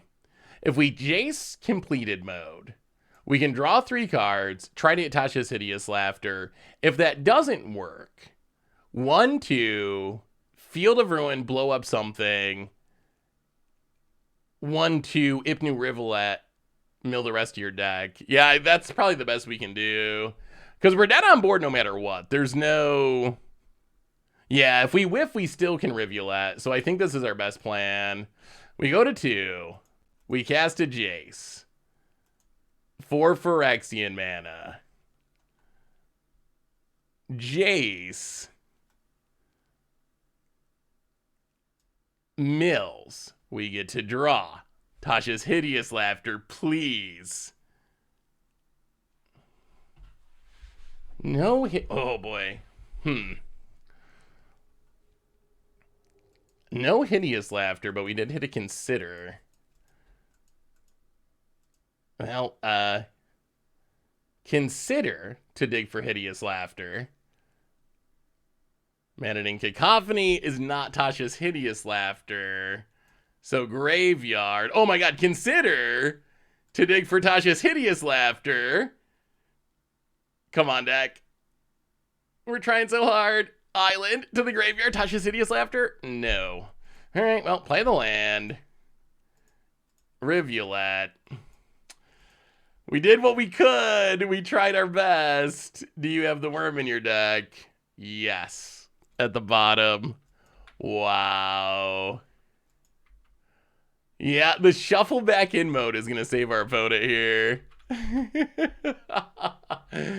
Oh, yeah. One. Opponent's going to win with 0 cards left in their library. Hey, what's up, Dragon Archmage? I'm doing well. Our mono blue mill deck did not do so. That was a really interesting close match for sure. Well, we down ticked the Jace though. So we had to, yeah, we already down ticked it. Plus, since we completed Jace, we're at 2, so we're dead to everything. But that was, that was very close. The crab gets to the library even before draw. So that basically the worm is just going to keep shuffling back in. So we can mill our opponent on their upkeep, and they're going to mill the worm, and it's going to shuffle back in. The only way to get around it is we need our opponent to draw the worm and have it in their hand, and then it won't be there to shuffle back in. So essentially, as long as the worm, kind of like Emrakul, as long as the worm is in our opponent's library, we can't mill them out. So the only way we can win is by getting it into our opponent's hand, essentially. That ends up being like that one turn clock that was just too much. So, okay, what do we learn about this deck? I mean, record-wise, it obviously didn't go super great. We were what, 1 in 9? 1 in 9, I want to say, something along those lines. So not a ton of wins, but the idea is cool. The idea is cool. I think here would be my feedback for the deck. I would focus on going into Dimir. I think Mono Blue has some budget applications. I didn't really like the Teresian Mindbreaker aspect. I think you can we have built really good combo decks with Mindbreaker in Burvecker Frank Sanity, but I don't think this deck's focused enough on it. I also did not find Finding the Third Path very impressive. Personally, I would probably cut Founding the Third Path. I would probably cut Teresian Mindbreaker, and then I would go into black. I would play some Dimir dual lands, and I would play Thought Seasons in Drown in the Locks, I think, in the main deck, and otherwise essentially just run the deck back. I guess you could also, without the Mindbreaker, you can probably trim back if you want to on the Chartic Horses and have even more room to play Interaction or whatever good Dimir cards there are. I think that Jace is powerful enough to make a mill deck in Pioneer. I think this one just, it's a little rough around the edges. Mono Blue is tough. We got to see the problem of just not having access to real removal. We tried to make do with like bounce spells and stuff, but that's not really enough. So we had trouble dealing with like a goblin from Fable of the Mirror Breaker, just like attacking and making treasures, and we're like, we just can't stop this. So I think going to black for real removal is probably the way forward. But the archetype suite, and I will fully admit that Jace, in mill in specific, better than I gave it credit for during spoiler season. It's actually a super good mill card. But anyway, everyone, that brings us to the end of our stream for today. I gotta go get the Bearby. So reminders on the way out the door. Replay YouTube. That's where you can find all the old streams. Normal YouTube. Tomorrow we are Monument to Perfecting in Standard for Against Odds. And one more reminder that our sponsor today is Card Kingdom. And if you need some magical cards, you can get them over at cardkingdom.com/MTG Goldfish, and even get some free goldfish stickers. Most importantly, thank you to all of you. Y'all are amazing and awesome, and I love y'all, and I appreciate you hanging out, having fun, even though we lost a lot with our mill deck today. But we'll be back on Thursday to have even more fun. So until then, everyone, thanks so much for being awesome. I love y'all, and I will talk to you soon.